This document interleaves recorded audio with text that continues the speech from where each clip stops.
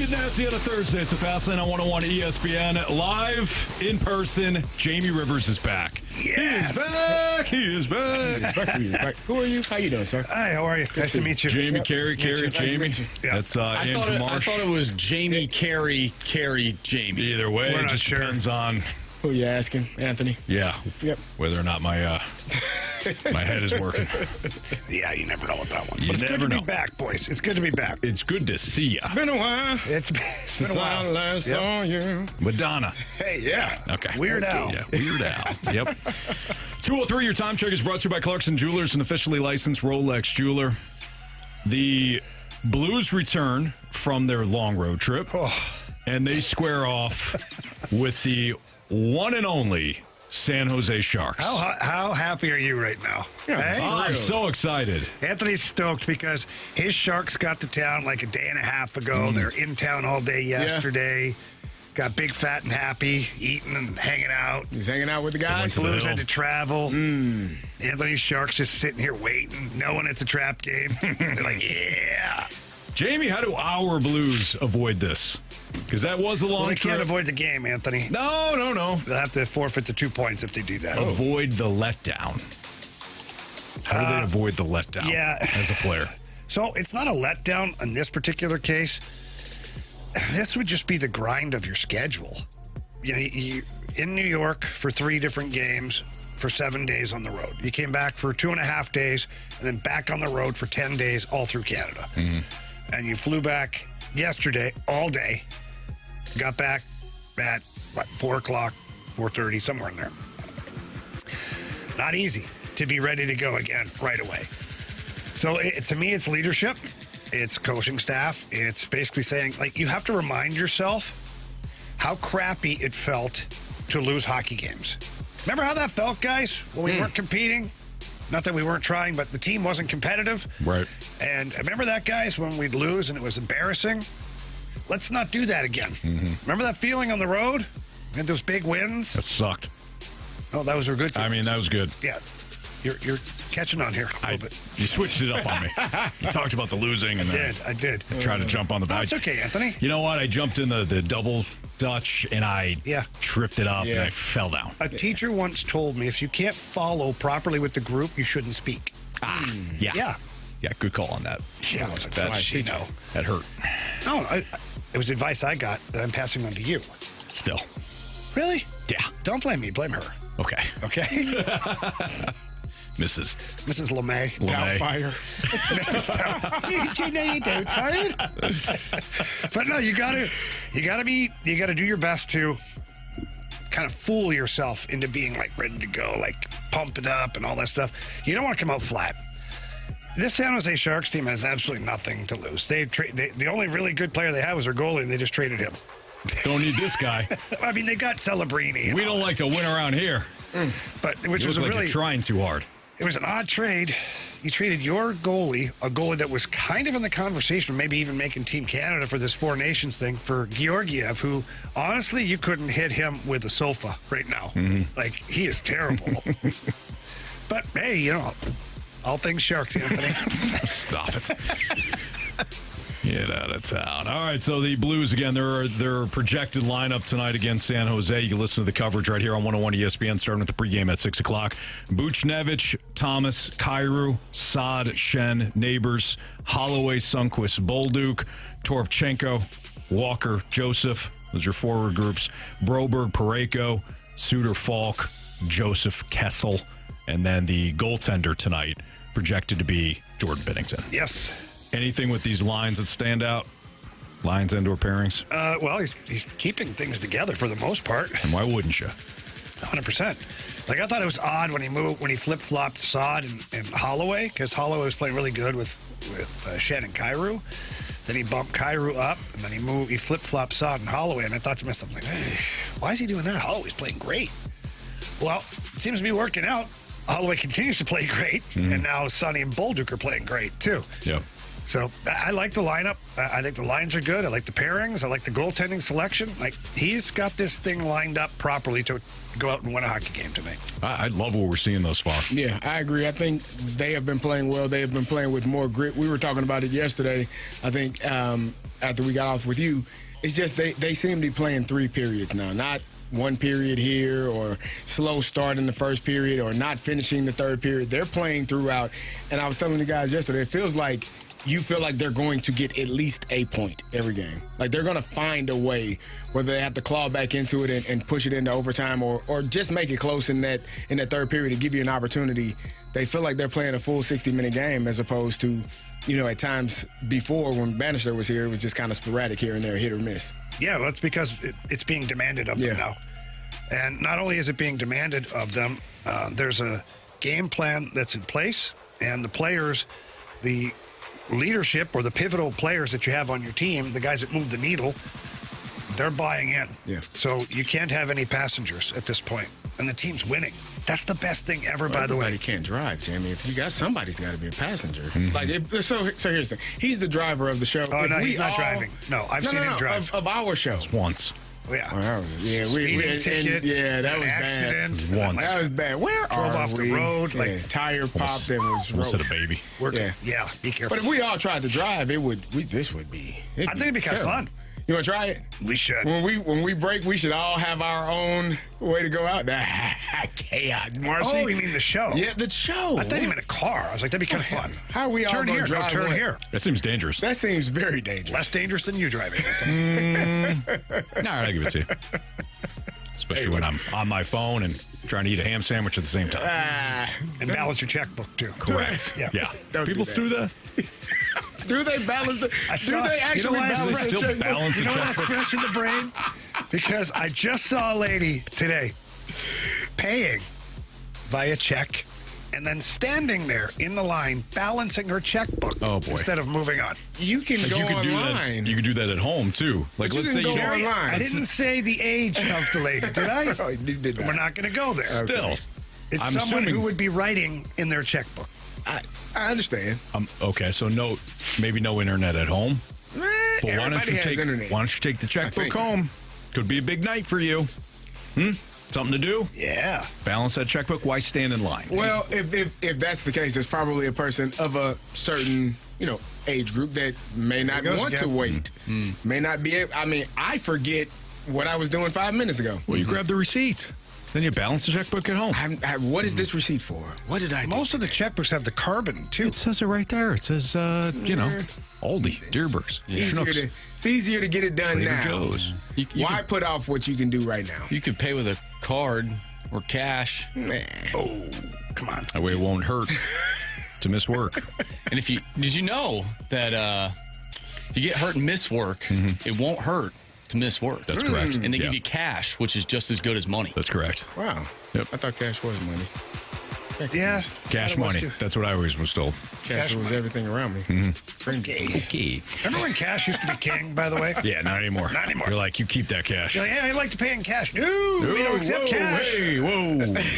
You don't want my business? Card only. Card only. You see the sign, I don't don't you? have a card. Well, it spends the same, Yeah. Not up in here. Nope. No. You take out that plastic, you run it through, and then you get out. I got into a huge debate with a store. They'll remain nameless. They didn't take cash, and I had cash on me. And I'm like, I'm walking out of the store with this product. So either you're going to arrest me for shoplifting, but I'm going to leave the cash on your counter. So you'll have to explain to the police why the cash has been paid, Right. and I walked out with the product.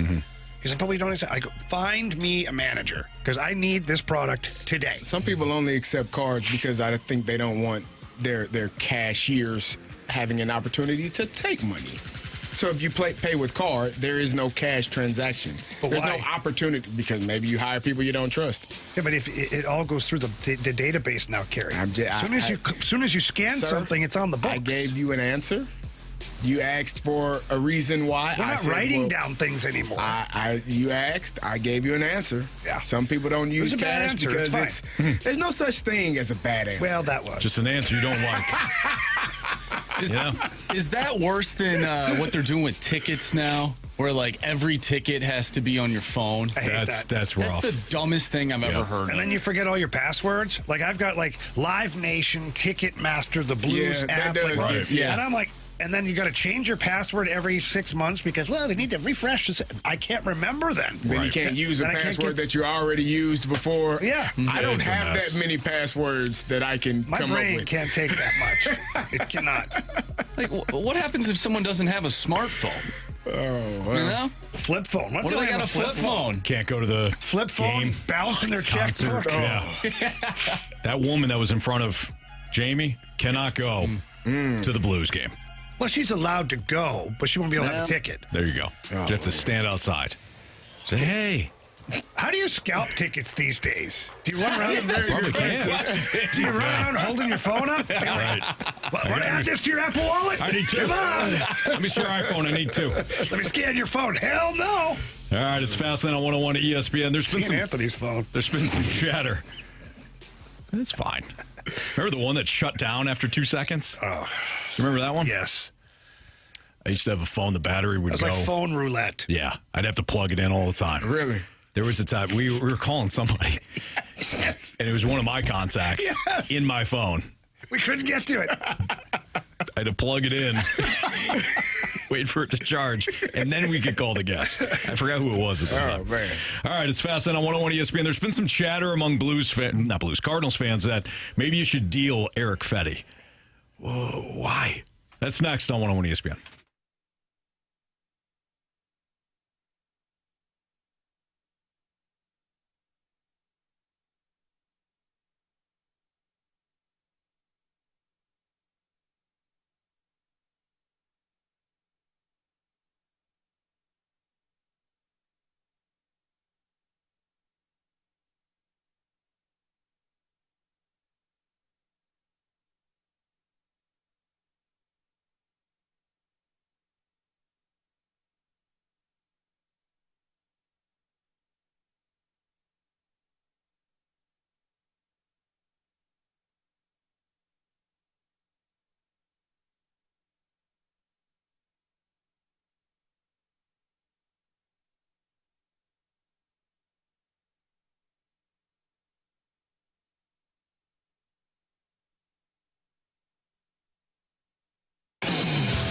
Elevate your performance over at Pure Performance. They are your one-stop shop for all aftermarket modifications. They're absolutely known for the top quality work that they provide and the exceptional customer service.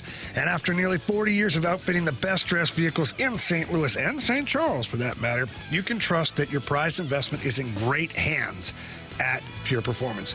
They've got a 25,000 square foot facility that houses the largest showroom in the area where you can find anything that you're looking for, whether it's lift kits, leveling kits, running boards, chips for your engine, all sorts of great stuff.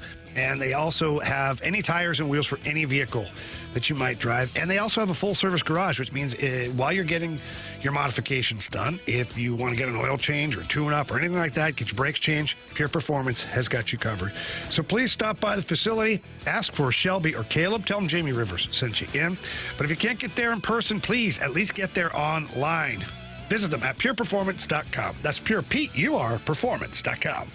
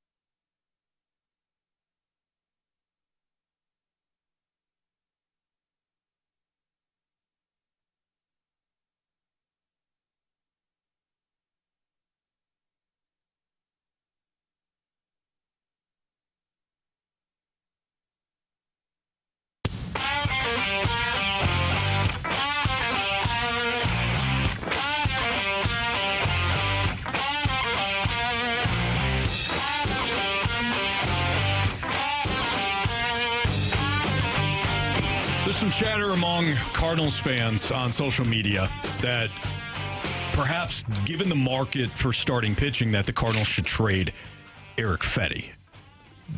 That makes little sense. Unless you're going to get some sort of decent return for Erick Fedde, I don't think moving his, $7 million contract, is that what he's set to make this upcoming season? I don't think moving $7 million makes that big of a difference. I think people are getting caught up in the fact that the Cardinals want to shed salary and taking it as they're going to shed every contract possible and just simply go with young guys. I don't get that to be the case. I don't think that's the case. They didn't bring back Goldschmidt. That made logical sense. You free up a spot at first base for Wilson Contreras or whoever. You look at getting rid of Arenado. If you could get his money off the books, you're probably not bringing in much salary. Mm-hmm. So therefore, you've already kind of shed salary. Either again, not bringing somebody back, not bringing somebody in, and getting rid of Arenado. I don't know what moving Erick Fedde does for you. Like, what's the upside? What's the upside? Unless, again, you're going to get some sort of prospect haul, but that's not going to be the case.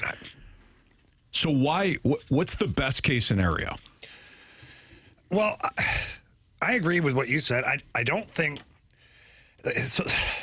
Hear me out. The Cardinals have finally given a direction to the fan base, but now I think the fan base has taken it as rebuild, tear it down, get rid of everybody. The Cardinals aren't saying that. They already have a young team.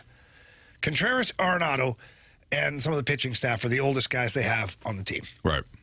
The rest are young. All your position players, if you go through it, except for Arenado and Contreras, who's at first, they're all younger guys, young-ish. Like, they're not the 30-plus. Right. So you don't need to completely tear this down to the studs. You kind of already have. And you already have your retool in place. Now, if you can get rid of some of the salary, you do it. Like Arenado, you get rid of that salary. Great. As far as Erick Fedde's concerned, like, I'd rather try and move on from Michaelis or Matz than Erick Fedde, and that would make more sense to me. Because you're still going to want to have a competitive team. And what I mean by competitive, I don't mean like competing for the division. That would be nice. If these young guys respond, and who knows what the hell they're going to do, right? Who knows? But you want to have a team that you show up to the ballpark on most nights and figure, hey, we got a chance. You play the Dodgers, and they'll say, we don't have a chance. Like, it's fine. But you don't have a team that sucks.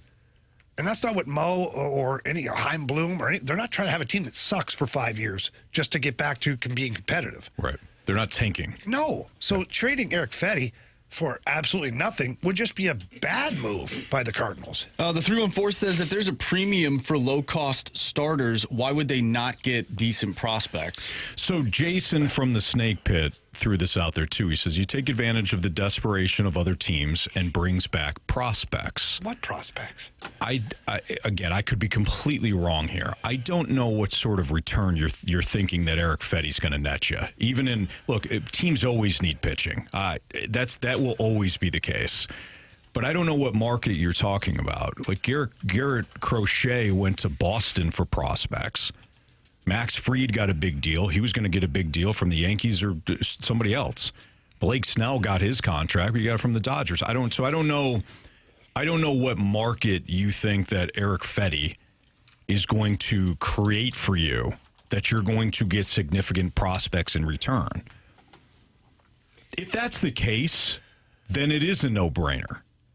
If you have identified a prospect that you absolutely love from somebody's farm system and they go, yep, I'm good with it. Let's make the deal. You're selling low, right? You're selling high, rather, if you're the Cardinals. That makes sense. But again, maybe I'm completely off base on this, but I don't think you're going to get a decent prospect in return for Erick Fedde. Right. We're not talking about Garrett Crochet here. I think anytime that we've been talking about players that could potentially be traded, you have to ask, what are you trying to do in this trade? Are you looking for prospects back? Are you looking for players that can play right now back? Or are you looking to dump salary? If you're trading Erick Fedde, he doesn't have a high salary, so it's not a salary dump. So you can scratch that one off. If you're trading Erick Fedde, I don't think you're going to get top-level prospects back. So you're essentially trading him a number 2 starter on your team right now for something that may or may not pan out in 3 or 4 years. To me, that doesn't make any sense. Right. He's not paid a lot in terms of what other pitchers are being paid. Now, if somebody says, hey, I'll give you our top 10 prospect, okay, well, let's have a talk. Let's have a look-see.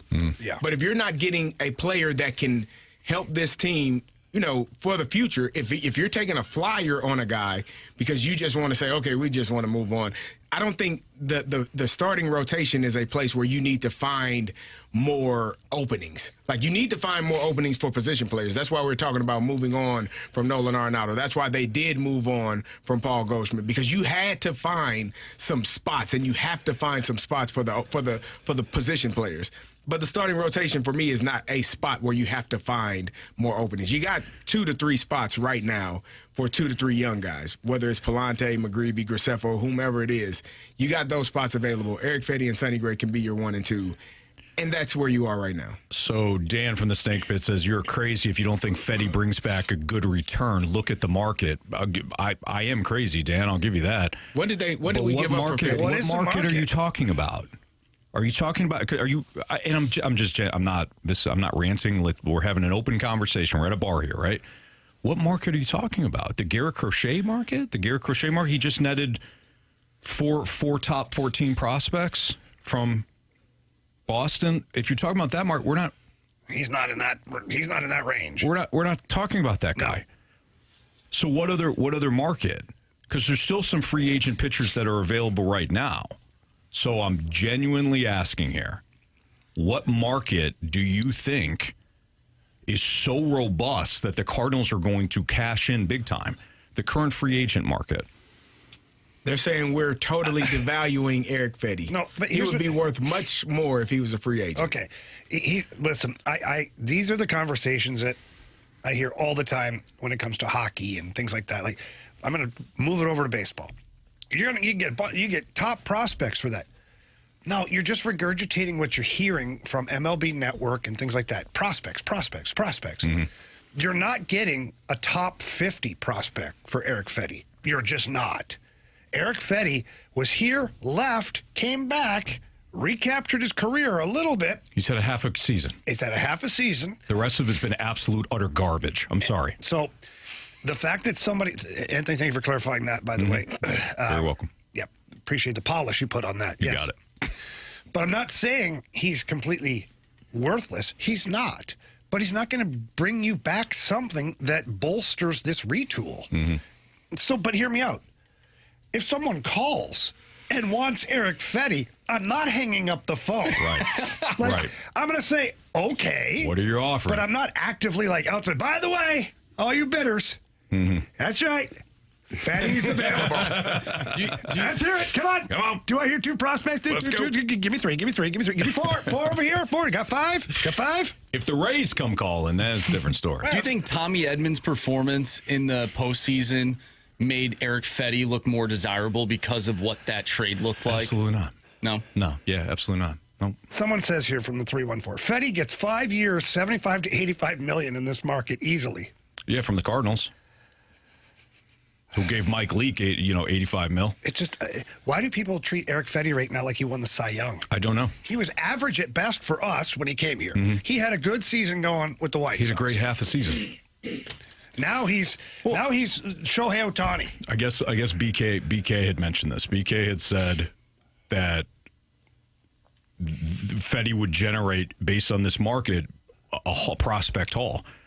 I love BK. I just disagree. I completely disagree on that.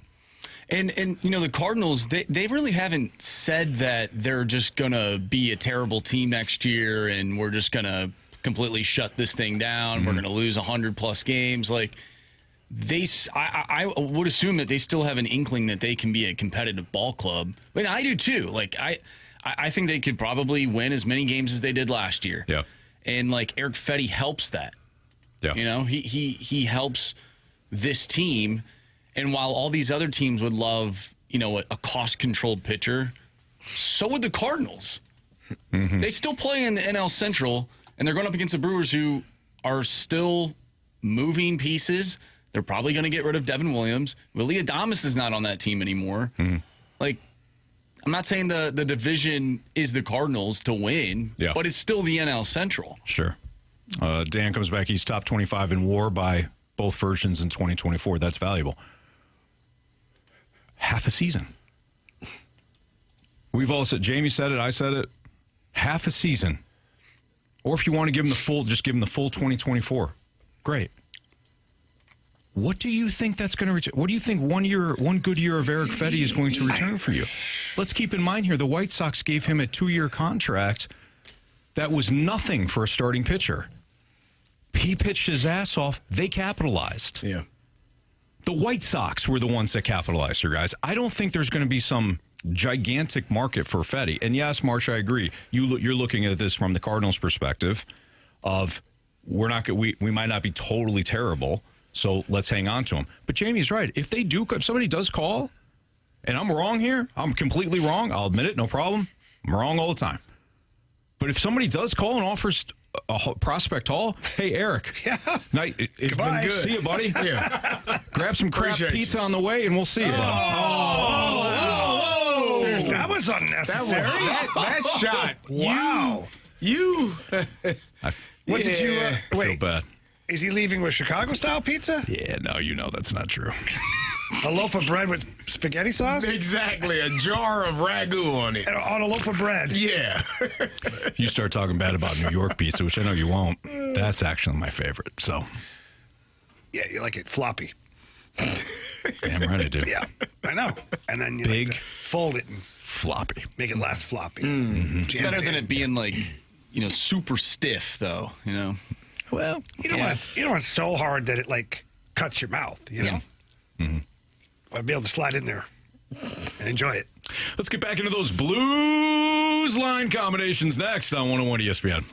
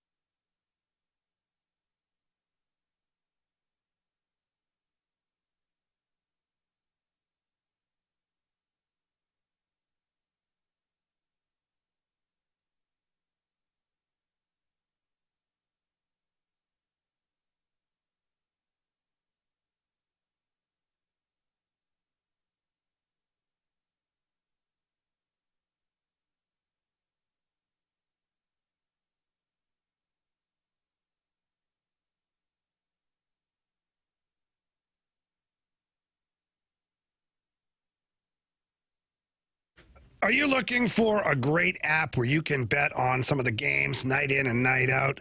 How about something that's got that old school Vegas feel to it? Something that has the tight money line splits, best odds, player props, parlays, all of that is available at Circus Sports Illinois, the app. And even if you're a beginner, it's great. It's super easy to use, easy to download. All you have to do to get the app is visit their website or find it on the App Store. And again, the tight money line splits, they have the best odds, best payouts. There's no promos either. They don't need the promos. The promos is in the product and how good it is and how easy it is to use. And my good buddy Derek Stevens, who built Circa Las Vegas, the actual casino, wanted the world's largest sports book in his casino. He did that. Then he wanted it in people's hands, and now he's got that. Put the app on your phone, into your hands, and you can play any game you want, any league you want. So please don't miss out on the action. Download and bet like a pro with your Circus Sports Illinois app today, and join in on all of the excitement. If you're someone you know may have a gambling problem, call 1-800-GAMBLER or text ILGAMB to 833-234.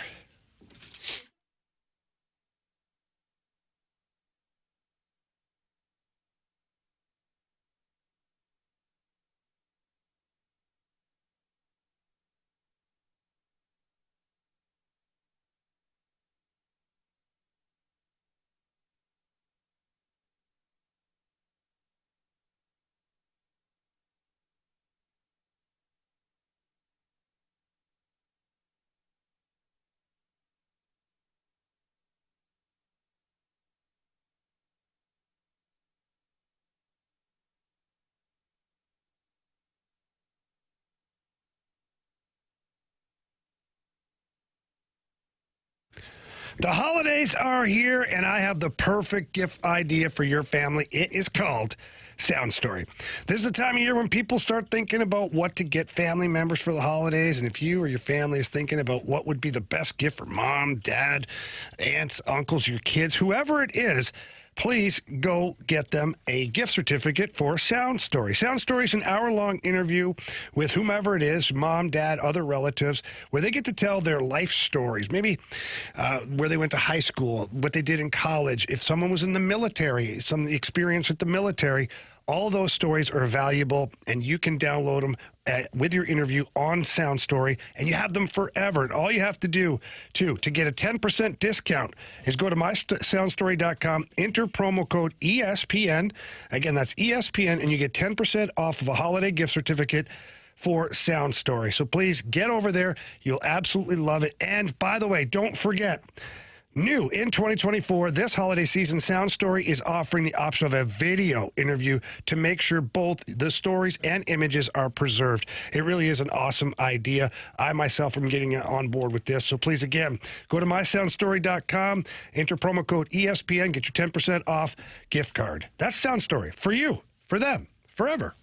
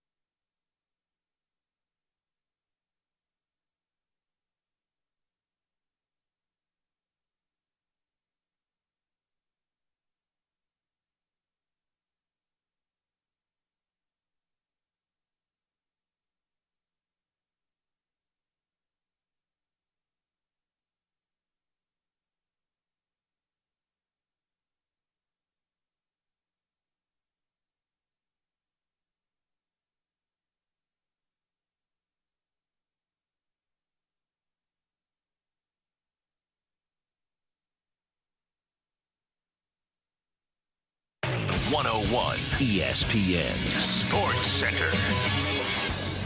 I'm Andrew Marsh. It's time for a Sports Center update driven by Johnny Londoff Chevrolet and Johnny Londoff Autoplex. The Blues take on the San Jose Sharks tonight right here on 101 ESPN. You can listen to it with the pregame starting at 6. Puck drop is at 7. You'll hear Chris Kerber on the call, the voice of the Blues right here on the Blues Radio Network. We'll talk with him at 3:30, so stay tuned for that. But coming up next, we're going to dive into the Blues line combinations and what their roles are on this team. Are they solidified? We'll talk about it next right here in the Fast Lane. I'm Andrew Marsh, and this Sports Center update is driven by Johnny Londoff Chevrolet and Johnny Londoff Autoplex. See them at londoff.com. Chevy, together we drive. Are you kidding me?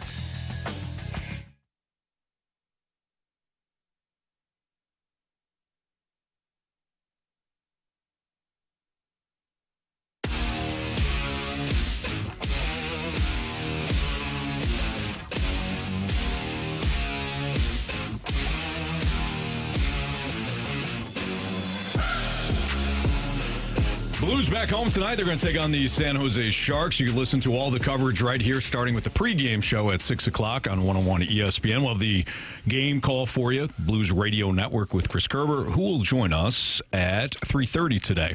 So we mentioned the line combinations, or at least the projected lineup against the Sharks tonight. Buchnevich, Thomas Kyrou, Saad, Shen, Neighbors, Holloway, Sundqvist, Bolduc, Toropchenko, Walker, Joseph, and then the defensive pairings are Broberg, Parayko, Suter, Falk, Joseph Kessel, and then Binnington's your goaltender. Jamie, I think some people are asking, why not move Holloway and Bolduc up since they have played so well? Sounds like people are like, hey, why don't you give them top 6 minutes?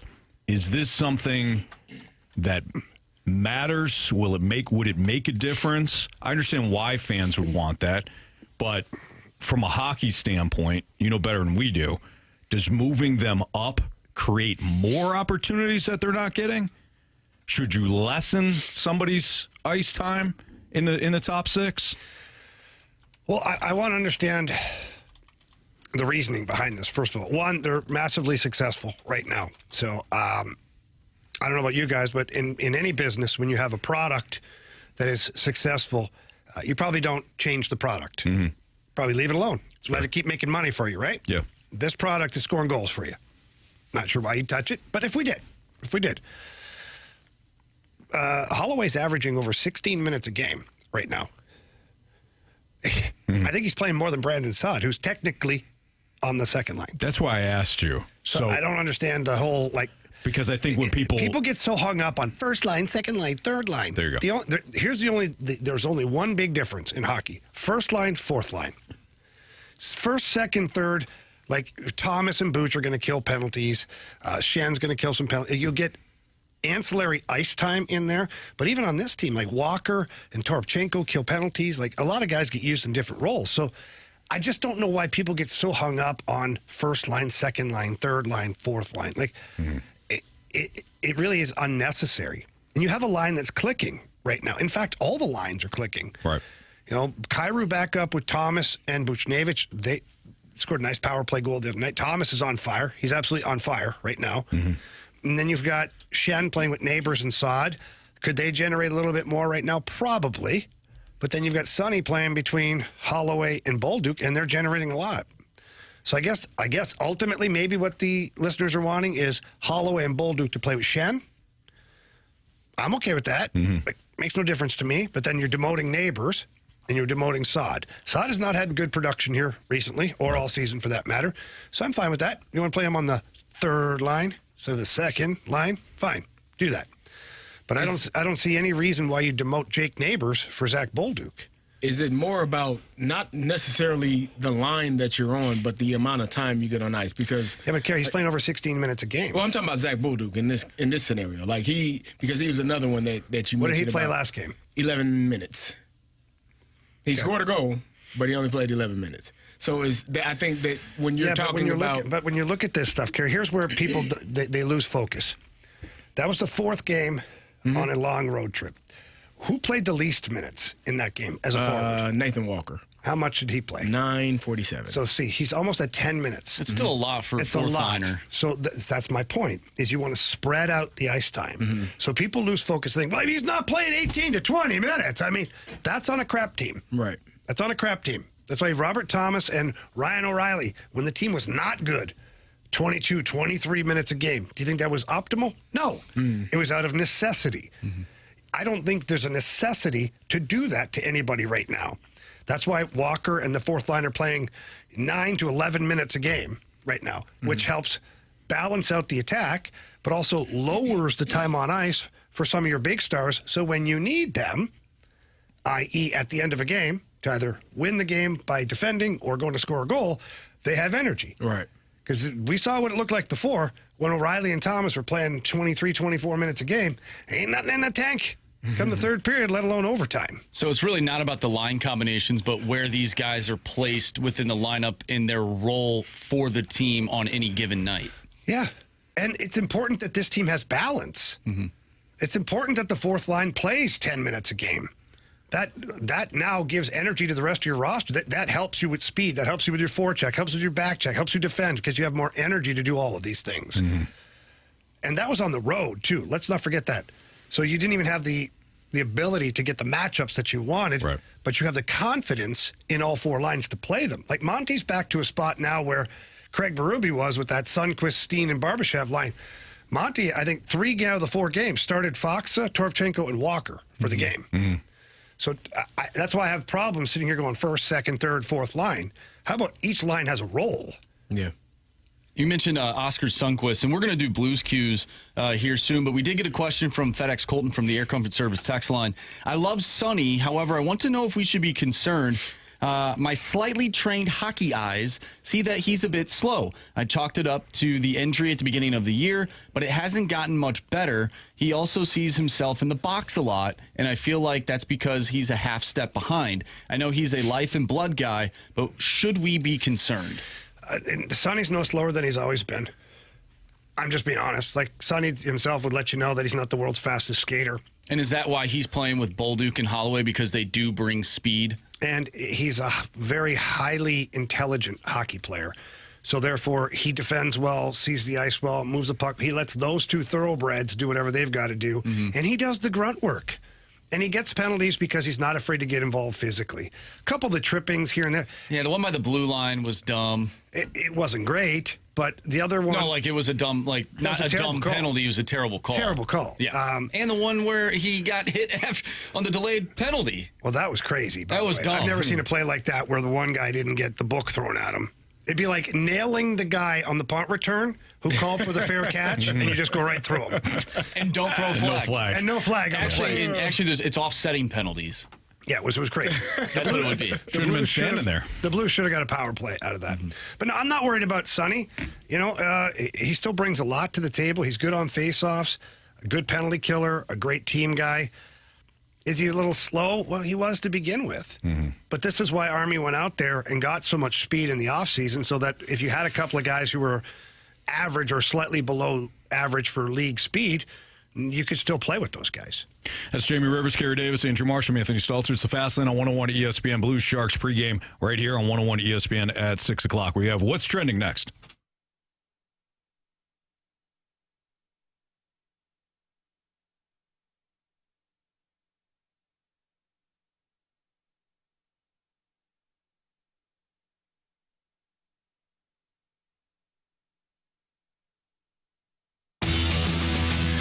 For great food and lots of fun, head over to see my friends over at Twin Peaks in Maplewood.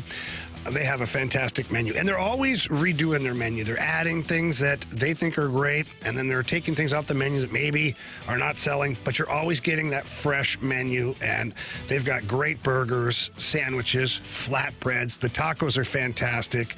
They've got soups and salads, too, if you're looking for something a little lighter. Maybe you're just in there for lunch over there at Twin Peaks. Well, they have a lot of lunch specials, and they promise to get you in and out of there in a hurry. But if it's not for lunch, what about after work?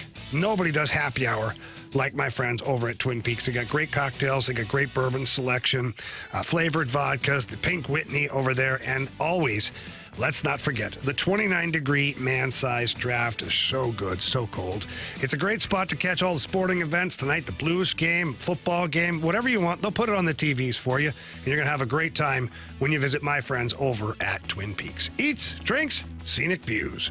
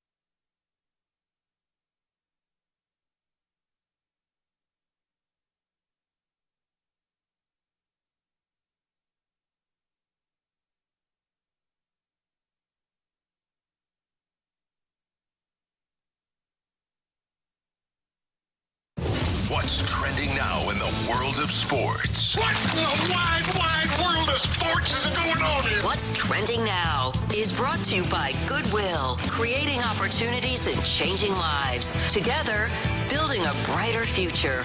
Give hope, give local, give Goodwill.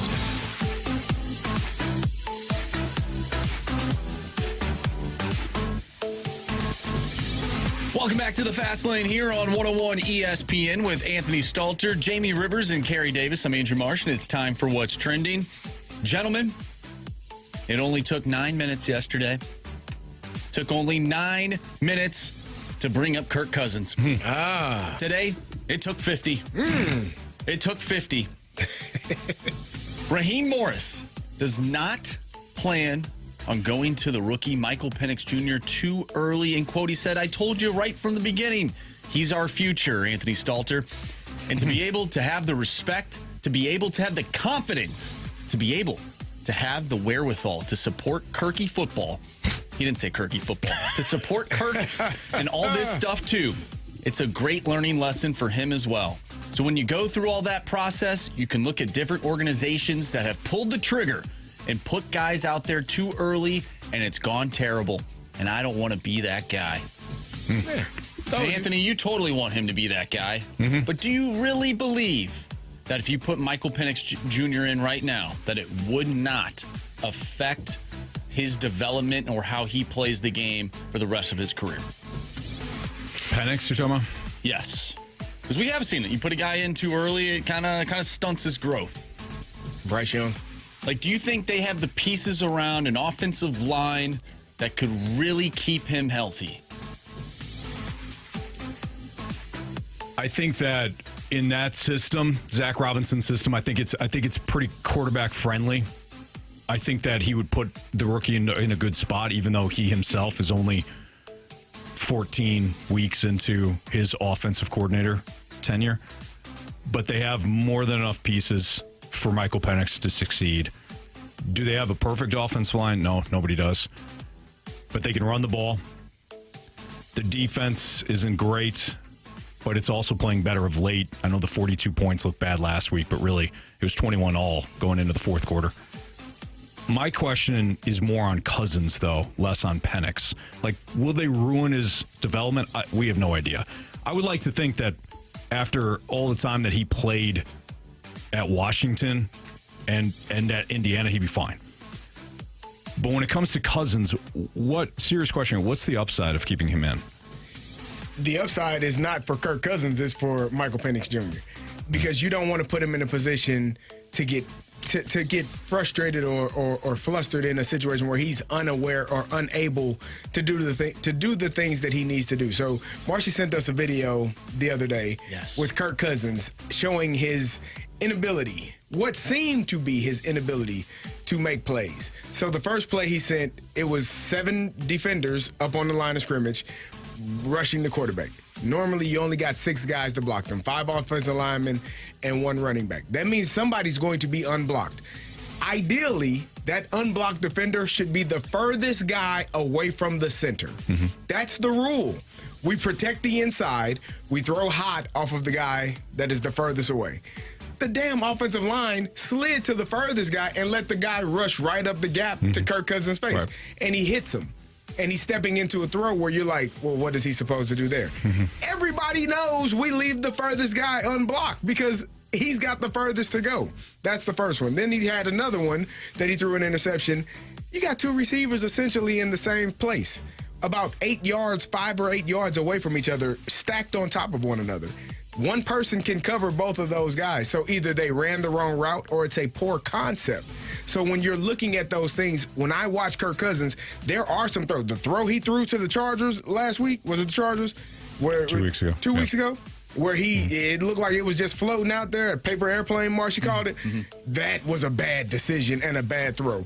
but everything is not all on Kirk Cousins. And so when you're looking at it schematically and as an offensive coordinator, head coach, you got to say, well, hell, there's no way I'm putting our rookie quarterback in a position to not know that the A-gap rusher is not going to be blocked when he assumes, because we have worked on it and we have taught him that that's the guy that's going to be blocked and the outside defender is going to be the guy unblocked, and we mess it up. Yeah. So you can't put your first-round pick in a position to fail when the guys around him aren't doing their job 100% accurately, whether that's the offensive line and running backs, whether that's the offensive coordinator, whether that's the receivers running the wrong routes, being in the wrong place. Like, there are too many things that take place to say, all right, just throw him in, he'll fix it, because he's not, especially if all the other things around him aren't going around. And pass protection for me it burns me up when people don't do it correctly, because people get hurt. I've seen quarterbacks get hurt because guys don't know who to block or don't block them properly. So you want to have your season ended quickly? Put a rookie quarterback in that doesn't know where the rush is coming from and holds on to the ball too long, and he gets hurt, or now he's going to be a little bit more slow in his process and his development because he doesn't know what's happening in front of him. What was wrong with the line when they were 6-3? I don't think any. I mean, I'm sure they had some holes. I'm sure that they need to run the ball more. They need to not rely. I think you probably got a little bit excited, not you specifically, but Falcon fans when he threw for 500 yards. No, Anthony was part of that conversation. Well, he was dancing and singing when he came here that day. You threw for 500 yards. I was wrong. He threw for 5 touchdowns, I believe. He threw for another 3 or 4 against the Buccaneers again the next time they played him. But there are things that take place. You go back to the first game of the year against the Steelers. That was a terrible game. And we chalked it up to the injury factor. But there are things that are going on schematically, in my opinion, the entire offense that they have to correct. I would lean on the running game. I would play action pass, and I would find a way to get Kyle Pitts involved doing whatever he can do over the middle of the field. Good. Kyle Pitts is not good. Well, then get him off the field. I'm not trying to be disrespectful. He's not, I agree. Darnell Mooney is good. Because Drake of the draft London is capital. good. You got 3 guys, in my opinion, pass catchers that can be impactful in the pass game. And Bijan Robinson can be impactful as well in the passing game. So you got 4 guys that can do something. Ray McLeod is hit or miss for me. Yeah. But you got 3 or 4 guys that can be major impacts. You got to find ways to create separation, and those guys got to run better routes too. Like Drake London was running the other route. Drake London was running a dig route. The corner is sitting underneath because he knows he has help over the top. You got to get open. That was not a good route. And Kirk threw the pick, but there's nowhere to throw it because you didn't create separation from this corner who is in trail technique with the safety over the top. He can't throw it over the top. He's running a dig route. The corner just turns, and he throws it right to him because you as a receiver didn't create separation. You didn't get him off of you. You didn't stick him and move and force him to go one way while you went the other way. He ran the route for you. He knew what you were running. And he was unafraid to be beat over the top because it was too high. I got help over the top. So when we're talking about Kirk Cousins not being good enough, you got to look at the entire picture because all of those guys haven't been good enough in this losing streak that they're having. That's fair. I do know this, though. You're talking about 1 or 2 plays. He's atrocious in most of the games. He leads the NFL in interceptions, and he leads the NFL in fumbles. He's done. It ain't just, I mean, again, that's fine. He's You're right. a major part of it. You know what, Kerry? You're absolutely right because this is the same organization that drafted Kyle Pitts 4. Yeah. Who came This after is the same him? organization that passed on pass rushers after pass rushers, and they're stunned that they don't have a pass rush. Same organization that continues to lose year after year after year because they don't know what they're doing. The Vikings were like, see ya, Kirk. Falcons couldn't wait to take him on and pay him, overpay him. They stink. And if they stick with him, that's it. The season's over. And it seems like they're doing so. The front office is terrible. The coaching staff, you're talking about the mistakes that they're making. They could have drafted Jamar Chase after him. Correct. They could have drafted anybody. I think Micah Parsons was in that draft. Micah Parsons.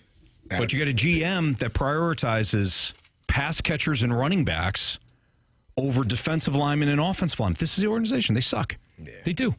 They're not good. And they're not going to be good for quite a while now. The one hope you have to just make the playoffs this year and end a 7-year losing streak is to go with the kid who can actually move. He may not solve all your problems, but I know that kid will move. Kirk Cousins won't. He's terrible. He's done. He's washed. Go Sparty. It's Fastlane on 101 ESPN. We have Blues Cues next. If you have Blues-related questions, send those in 314-399-9646. STR Conference Service text line. Blues Cues next.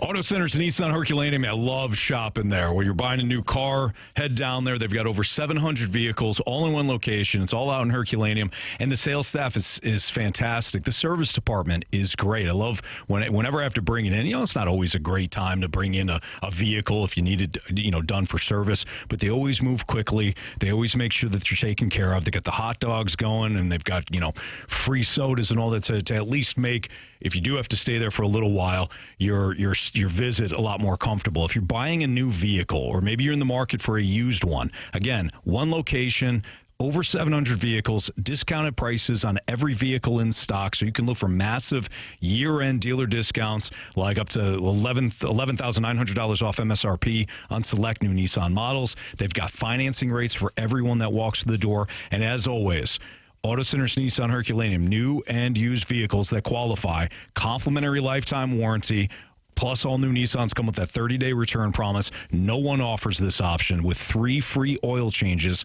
included through the Nissan Maintenance Care Plan.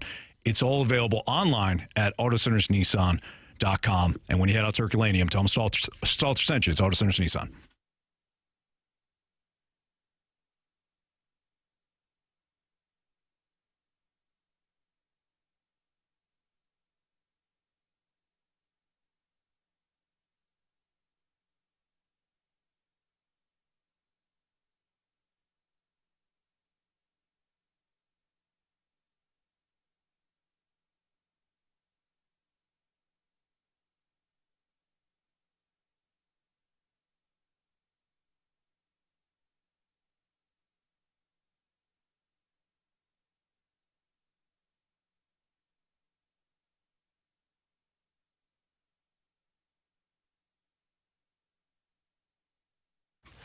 If you're looking to save your money right now on car or home insurance, please call my friend Tracy Bibb with the Bibb Agency.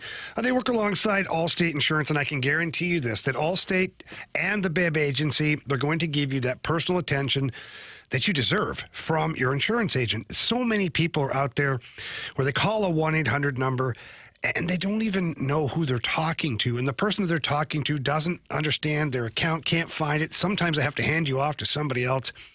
If you're that person that's frustrated, trust me, I was too.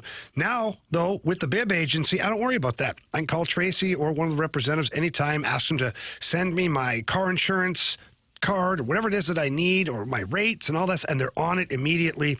And that is the kind of customer service that I want for all of our listeners, so that, one, you're getting the best rates available, you're covered properly, and you're getting that top-notch customer service.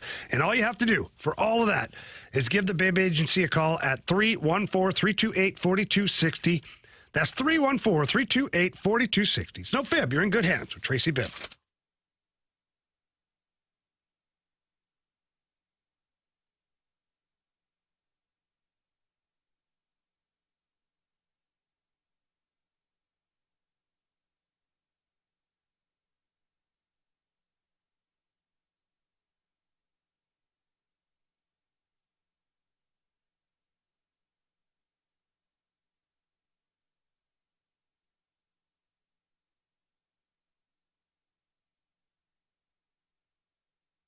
Now, it's time for the Fast Lane's Blues Cues.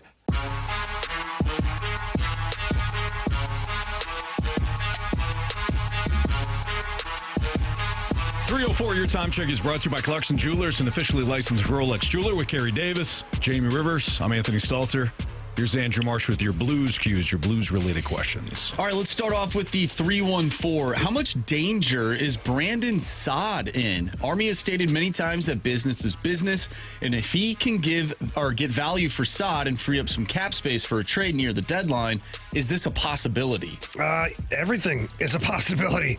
I think that if Doug Armstrong has done nothing else, he has proven to the fan base, as well as the team, the players, everybody included, that he will do whatever it takes to fulfill the mission. So if it's to go and win a Stanley Cup, he traded and got Ryan O'Reilly, brought David Perron, and did all those moves because he thought the team was ready to make the move. Well, the gamble paid off. Now he also has made the decision it's time to retool, and he cut ties with anybody. Didn't care. Ryan O'Reilly, love you. Good luck in Toronto. Didn't care. And Drew Bannister, you're our new head coach. 20 games in. Sorry, Monty's better. Take care. He doesn't care. So the fact that we're sitting here asking if there's a player in this particular question, it's regarding Brandon Saad, if there's a player that he wouldn't trade, I don't believe that to be true. Is there anybody that he would not trade? No. Obviously there's some that, like Robert Thomas. Yeah, but what's the return? If you got Brady Tkachuk in a deal for Robert Thomas, maybe you do it. Right? So nobody's untouchable. And I'll go back to something that was said 20 plus years ago. If the Oilers can trade Wayne Gretzky, nobody's safe. Bottom line, Mark Messier got traded. Jaromir Jagr got traded. Wayne Gretzky got traded from LA to St. Louis then. So I'm just saying, every player is available via trade if the trade is good enough. You got a point. Now, when it comes in particular to Brandon Saad, he's got 4.5 this year, 4.5 next year. If Dylan Holloway proves to be a better version, a more productive version, certainly a younger version, nothing Saad can do about that, and he comes in at 2.2 and 2.2 next year, maybe at the trade deadline, you're looking to move on from Brandon Saad. He is a perennial 20-goal scorer, although it looks like he may not get that this year. So business is a little slow this year, but you never know. He does score in bunches, and hopefully scores a bunch tonight. That'd be awesome. But if a team they call themselves a contender, and maybe the Blues don't view themselves as a playoff team or things are in a certain direction, maybe you trade him. But if you're the Blues and things going the way they are right now, it looks like you're going to be right on the cusp of being a playoff team, so you probably hang on to him. From the 314, what would you give Jim Montgomery in terms of a grade so far in this early tenure? Is A++ too high? No. Is there a higher grade? Can we go A+++? Or are we just getting silly at that point? I think A+ is where That's the highest one? Yeah. Okay. I'm going to give him that one. 100%. Yeah. Okay. Well, what has he failed at? I'm listening to you, sir. No, I'm just saying he's got one regulation loss, and he was served a crap sandwich. He took over a team in the middle of a road trip in New York. And they immediately won. They won that night. And they immediately looked better. Correct. That's honestly, Jamie, that to me, that's the thing I keep coming back to. This looks different. Even for me, I don't know what I'm watching most nights. I've certainly picked up a lot from you, Jamie. Hockey, that's right. Bet you're watching tonight, though.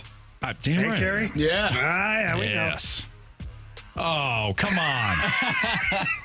Oh, well, yeah, he's definitely watching tonight. He's sharp. Anyway, I've learned a lot from you. I know this looks different. I know this feels different when watching the games. They're more competitive. They have more compete to them. Oh, yeah. The passes are a lot crisper. They're not turning the puck over as much. And I say that, and people are like, well, they turned the puck over at the 2-minute mark in the second period the other night. What are you talking about? Anthony. There's going to be mistakes. They're not perfect. Still human beings. But this thing looks differently. I'm interested now. Nothing against Drew Bannister, but I'm just calling the Drew Bannister Blues for the first couple of months of the season. I'm watching the game. I'm like, man, this is brutal. Even when they won, you're like, okay.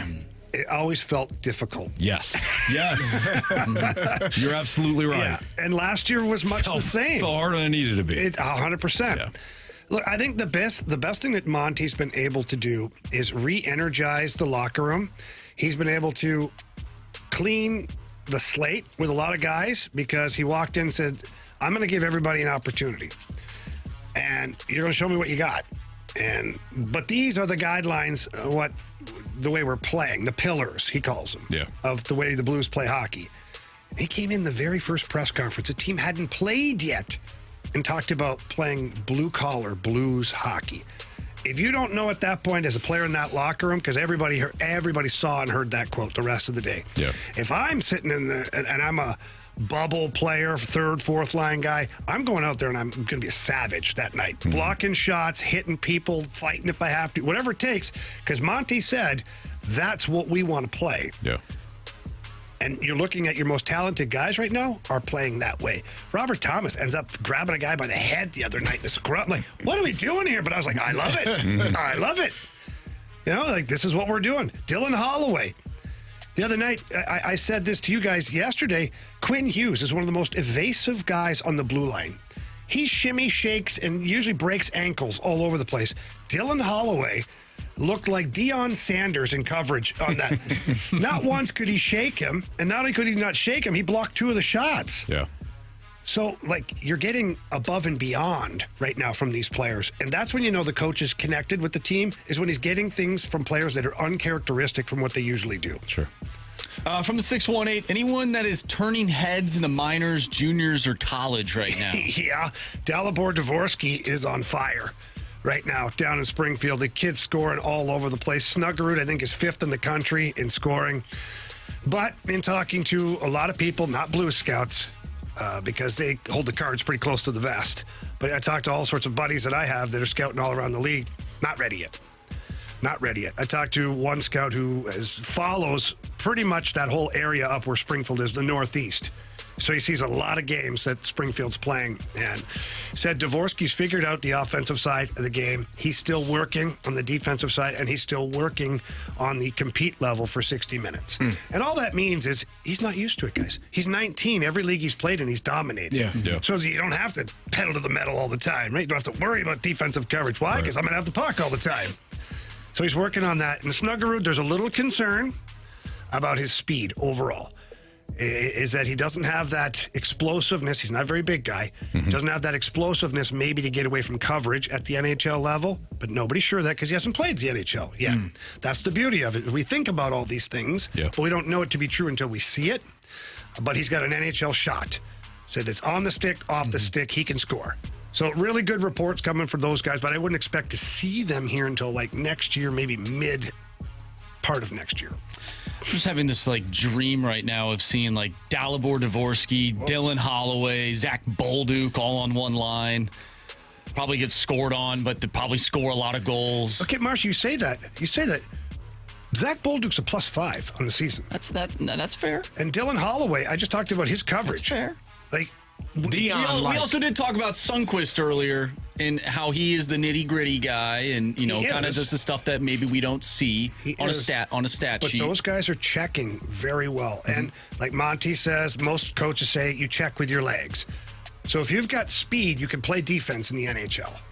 And that's what Holloway and Bolduc are doing. They're able to get from A to B in a hurry and take away time and space, and then they're playing physical. I'm not talking like Tom Wilson, like killing people all over the place. No, they're being physical, though. Softball on the side of your face. They're separating the man from the puck. That was cute, wasn't it? I think he scored a couple goals with that giant softball on his cheek, too. I had that happen one time. We had a puck in the face, and it wasn't that large, like the whole side of his face. It was one area, and it just kept getting bigger and bigger, and I couldn't see out of my left eye halfway through the game. Is this good? Trainer's like, you got to come up. I'm like, no, I'm fine. I can see. I'm fine. Okay. I couldn't see anything. That's why God gave me the other one. I'm fine. Actually, in fact, it was this eye, and I'll never forget it because I told my partner, I said, I'm going to play the right side for the second half of the game. He goes, why? I go, because I can't see the ice on the left side. I could. We got away with it. It was fine. Nice work. Iced it down with a nice Bud Light. Yeah. Always right One in the for world. the eye, one for the head. Nice. Atta baby. It's Fastlane on 101 ESPN. So Bill Belichick, it's official. He's going to North Carolina, and I saw at least one national writer say, yep, this is a mistake. UNC will regret this decision. What? Yeah. That's next on 101 ESPN.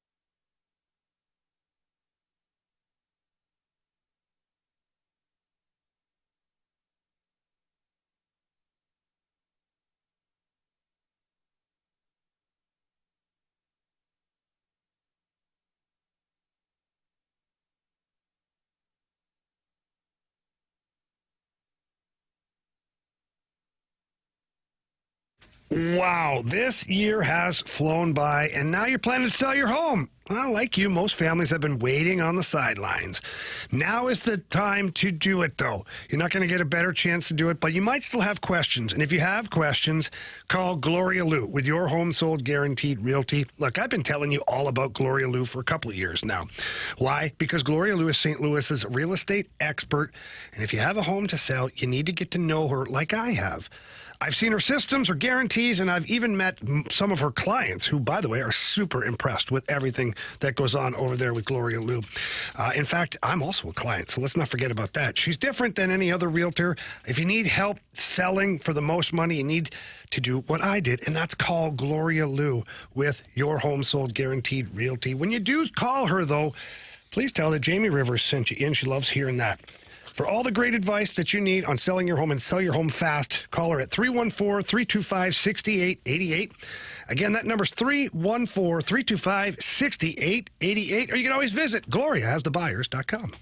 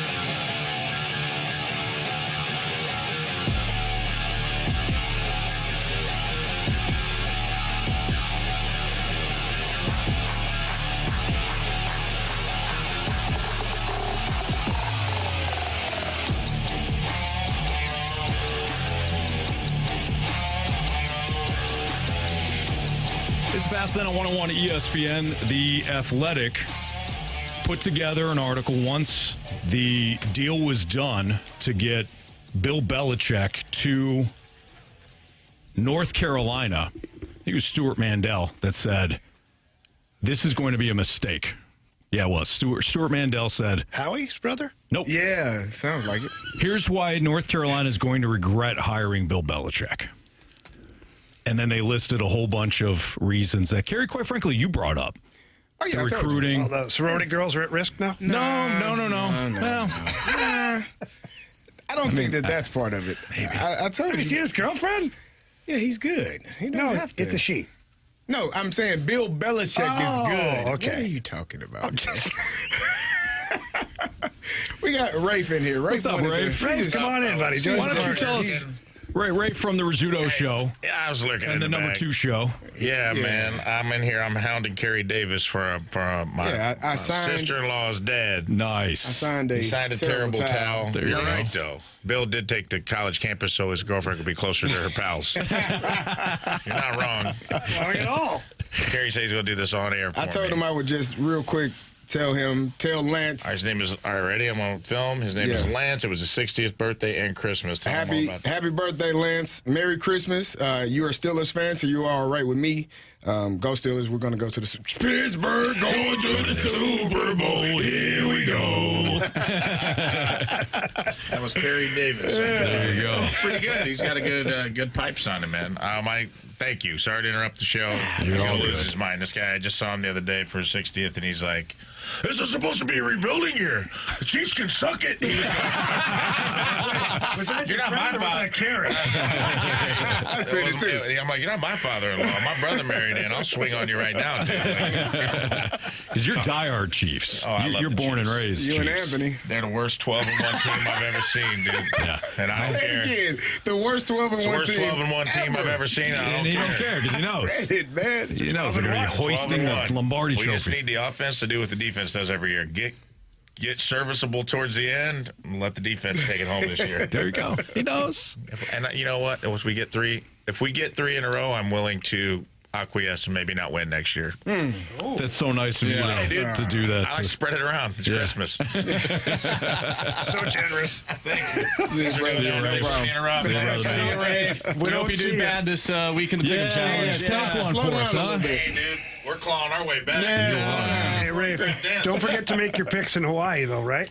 Oh, baby. Yeah. Dude, I'd be in so much trouble. See you guys later, man. See you, bud. Ray from the Rizzuto Show, our sister station, 105.7 The Point. Good dude. Great dude.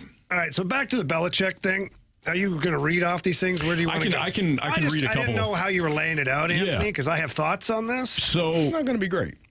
My thoughts are better than yours. Probably. Well, I wasn't talking about your thoughts, but your thoughts are not. Your talking about? thoughts. Hey, listen, man. Your thoughts scare most people. thoughts on this. I think Jamie's going to try to keep it to. So Mandel says, never know. Coach, he just calls him Coach X. Coach X has never coached a day in college football. He has never recruited an athlete. He has never had to deal with the transfer portal in NIL collectives. His dad was a college coach at Navy, but that was 35 years ago. Coach X is known for being grumpy and introverted, two traits that don't go hand in hand with wooing recruits, glad-handing donors, and giving motivational talks to 18 to 22-year-olds. I mean, that seemed to do fine with... Never mind. Coach X made his first Actually, post he's doing really well with those. That age on bracket. Instagram. So he gets into the social media. Basically, what Stuart Mandel is saying without saying it is, why did you hire this guy? He's too old. Who's Coach X? Well, he's basically trying to remove the Belichick from this. He's trying to make it not personal. Which is ironic because that's why you hire him, because he's Belichick. And he's got 6 Super Bowl rings and all the history to go with it. Look, guys, do I think this is going to be a great first year? No, I don't. I think the first year, look, he's already missed the signing days and all that, and he's behind on the transfer portal.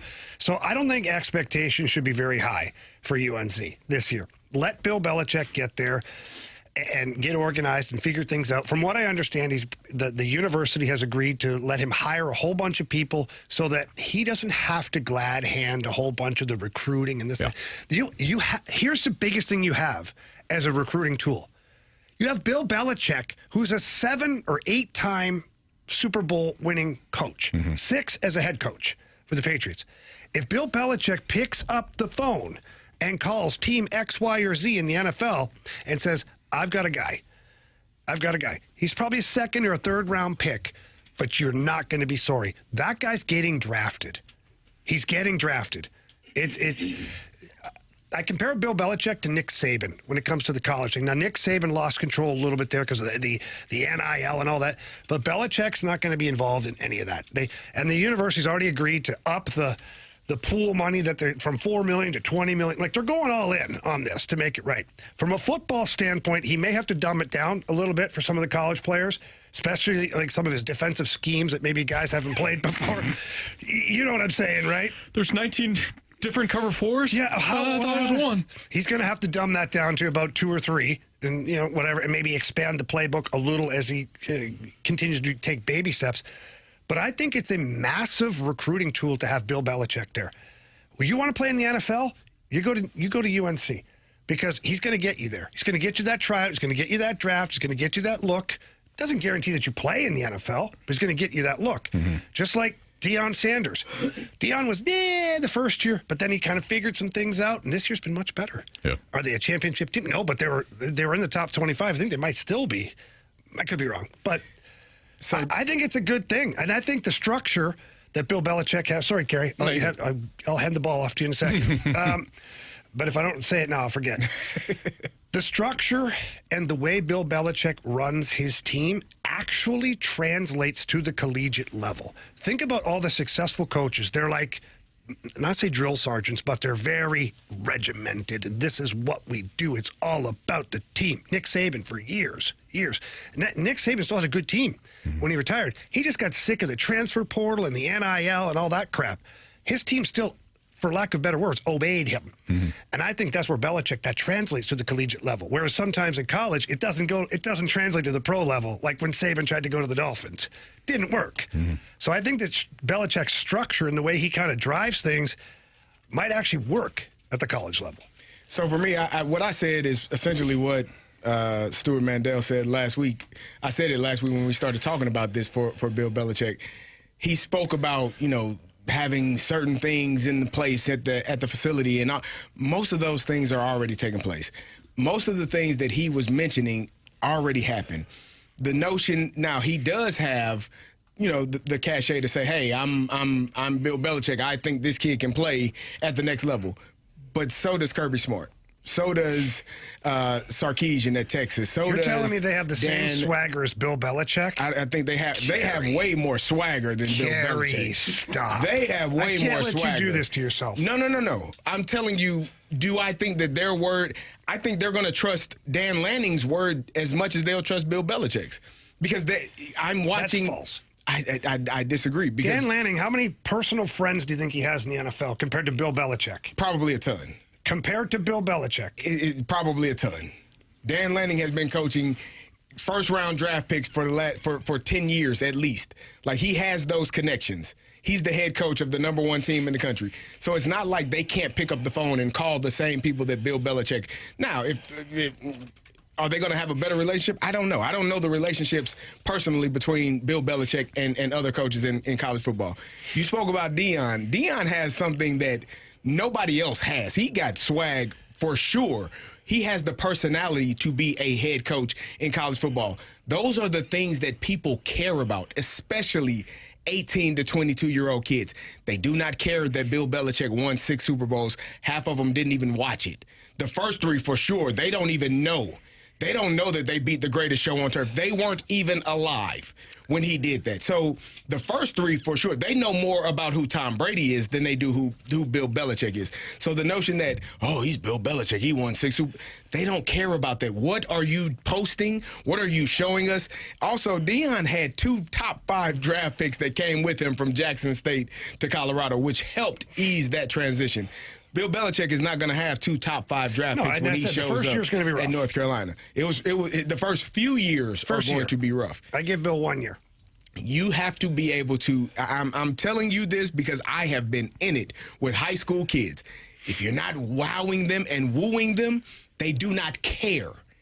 How did Saban have all that success? Because he's basically like Bill Belichick. But Nick Saban his brand had been built up until the point where you don't think Belichick's got a brand? Not at the college level. I'm going to respectfully disagree. Not at the college level. It doesn't. I'm his brand. Period. His brand is for 25 to 35-year-old men that are going to show up every day and do their job, whether Bill Belichick is the coach or whomever. They don't care. 18 to 22-year-olds, if it's not the way that they want it after the first year, they will be gone and find another school that will offer them more NIL get players money. than that want to play pro ball. It's not, Jamie. I wish it were that simple. Listen, Kerry. They don't.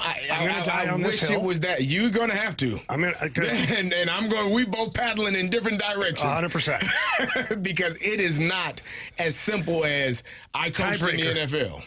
I'm going to make sure that kids get it doesn't. We got to get to Chris Kerber. Curbs. Oh, you. Do you see the way he got out of this? What's the question? Who do you agree with more? In terms of like whether or not Bill Belichick will have success? I don't want to define success because he's not going to have great success right away. No, I'm talking about just whether or not this is going to be. Do you feel like this is going to be a disaster? Probably. Okay, and you feel like there's going to be success. I think that's just going to ramp up. Yeah, I'm with Jamie. Okay. I'm with Jamie on this. I do. I think I know that everybody's like, well, he only had success with Tom Brady. He's 72 years old. Man. And I know you all think I don't. there he goes. We got to get to Kerber, and we got to talk to Carey about this whole thing here because this is getting just disgusting. Kerb's next on 101 ESPN. Suit or something.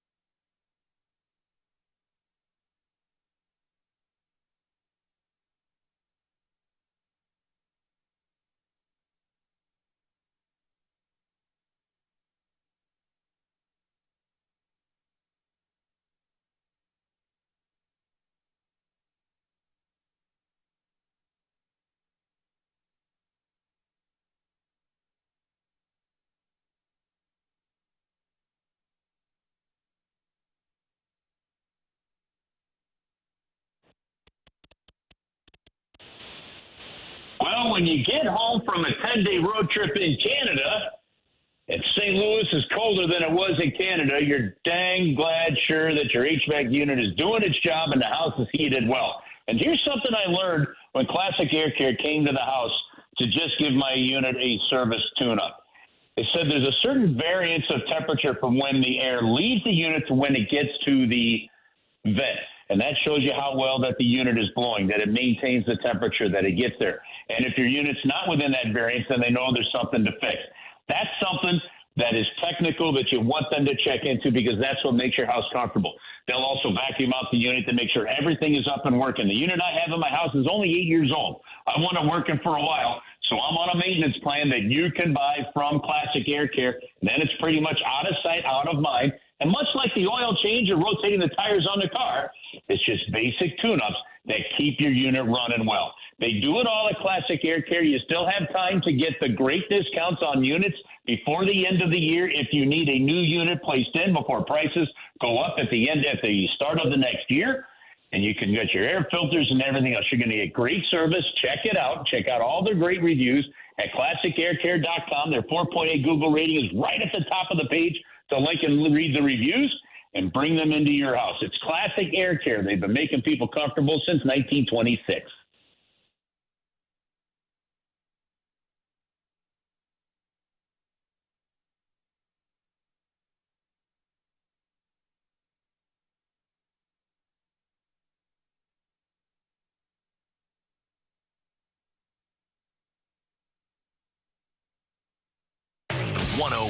ESPN Sports Center.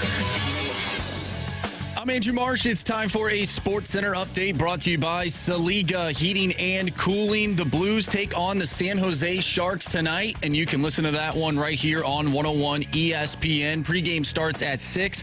Puck drop is at 7. You'll hear Chris Kerber on the call, voice of the Blues right here on the Blues Radio Network, and you'll hear him next right here in the Fast Lane. I'm Andrew Marsh, and this Sports Center update is brought to you by Saliga Heating and Cooling, an independent American Standard heating and air conditioning dealer.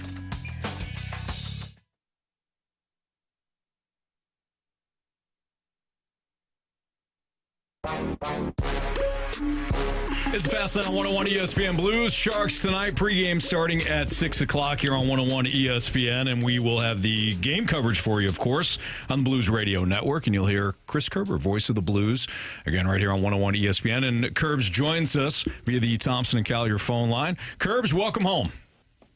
Fellas, how are you? Doing very well. I'm sure you're glad to be back here in St. Louis. I would say that would be as successful as a road trip, and I'll include the East swing there too, that you could have under Jim Montgomery. What say you? I think it's fantastic. I think what makes that road trip traditionally difficult is just, one, you're starting to change time zones.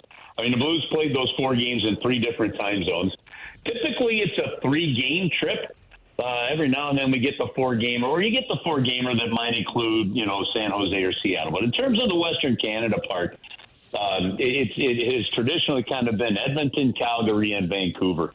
And sometimes one of those two always tends to be a back-to-back. Very rarely have we seen it spread out, especially the 4 games over 10 days like this one. But the fact that they were able to do it, the fact that they were able to get the 3 wins, it took overtime in a couple of them, but they got the job done. A 3-1 road trip is just fantastic. Curbs, look, everybody has their own opinions on what they're seeing from the team right now. We've been on the road with the team in the New York swing, back home, and then 10 days on the road out west. From your vantage point, what are you seeing from this team that has changed under Jim Montgomery? Well, actually, Jane, I'll tell you what, I talked to a couple of guys, and I was asking a couple defensemen about D-zone coverage and what's the difference. The biggest thing when I look at one of the biggest changes I was looking for was even strength goal scoring, and more specifically 5-on-5, right? The team was minus 16 in their first 22 games. That was before the coaches changed. They're plus 3 in their last 7. They've got 12 5-on-5 goals for. They've got 9 against. If you look back to when Jim Montgomery was with the Blues as an assistant coach, and then look at the Dallas Stars and look at the Boston Bruins, his teams are actually extraordinarily stingy, good, strong defensive teams. So I went to a couple of defensemen and said, what's the difference? And you know how players are. Players are a little hard to say, this is a big difference here, here's a big difference here. What they said was, our D-zone structure is just more detailed. And so when I asked him to explain what that means, he was like under Drew Bannister, they knew where they needed to be. But Jim Montgomery has been harping on it even more than Bannister was. And then they said there's even just a couple of changes where he's moved them, like for certain coverage spots, you might think, and it might only be a 4 or 5 foot difference. But that difference is helping them get to where they need to be more aggressive. And when Monty answered questions today, he talked about protecting the area in between the faceoff dots and then being aggressive out from there. And that's what these guys have done. So I think the biggest change for me has been better defensive zone play, killing plays sooner, and that's leading to better play up the ice. And you really start to see them now moving as a five-man unit more and more every game. All right, Kerb. So Philip Broberg, in my opinion, was playing at an all-star level. Then he missed some time due to injury. Dylan Holloway has scored 5 goals in the last 6 games, 7 points in each game under Montgomery. You can only pick one. Which one has had more of an impact?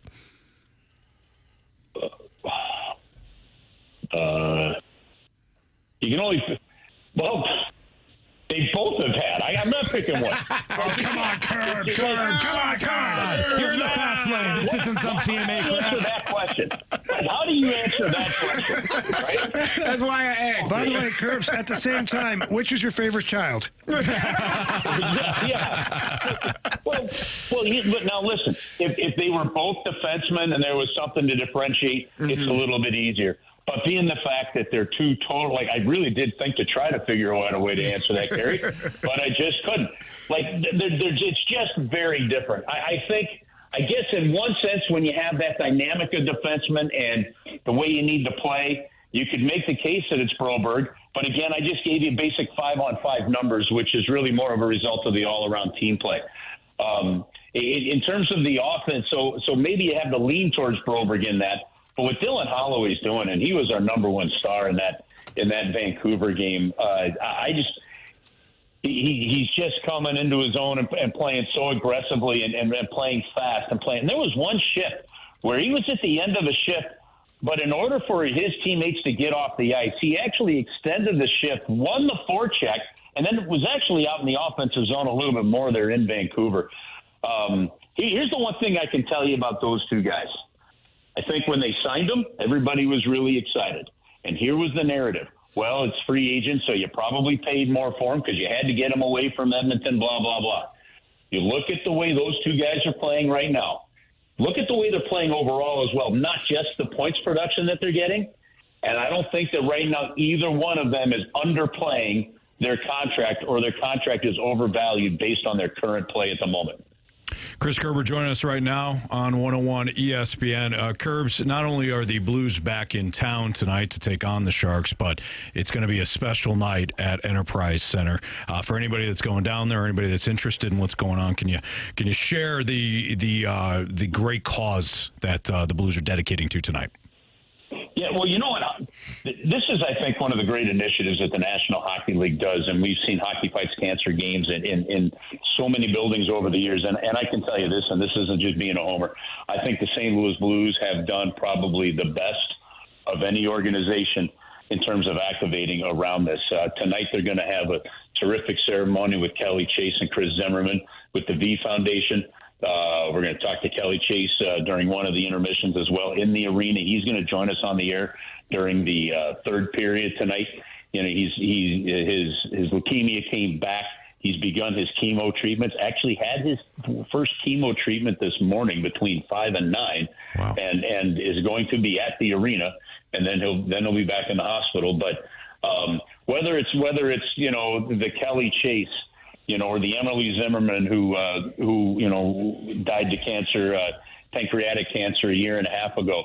To you know a neat tradition.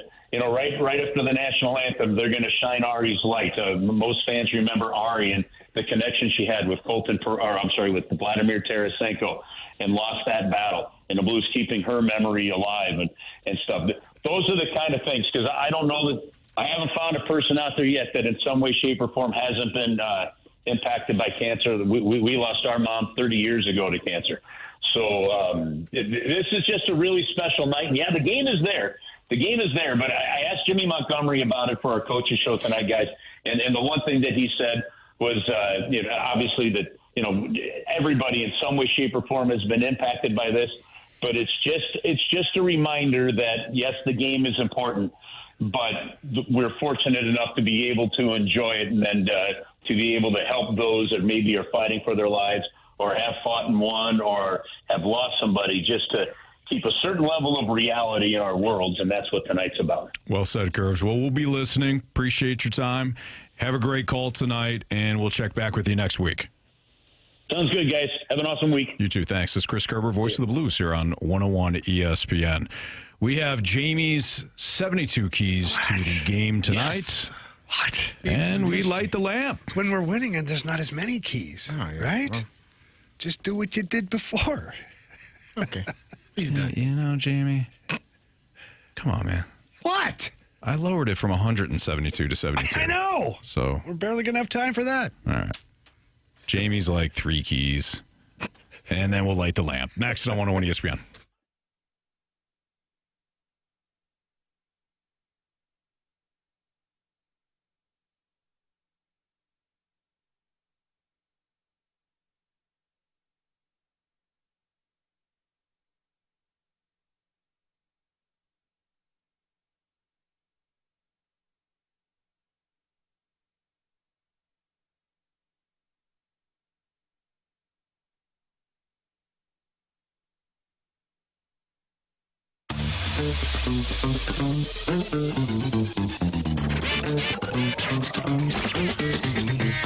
Happy holidays from Johnny Londoff Chevrolet. Find your tag. Make your holiday shine bright with Chevy Red Tag Bonus Cash. Check out these savings. 0% APR for 60 months on all electric vehicles. 0% for 36 months on 2025 Chevy Equinox.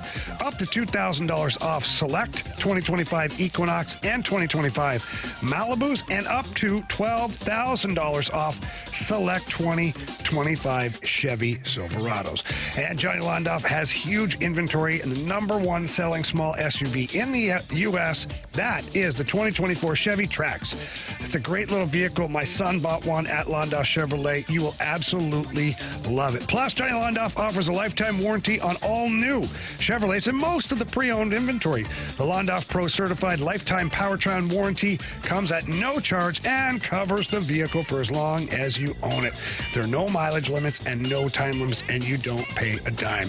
Please stop by one of the Londoff locations, the original out in Florissant, Missouri, or the brand new Londoff Autoplex out in St. Peters. Both have great inventory and excellent customer service. But if you can't get there in person, get there online. Visit Londoff.com or LondoffAutoplex.com. Are you kidding me? Johnny Londoff Chevrolet.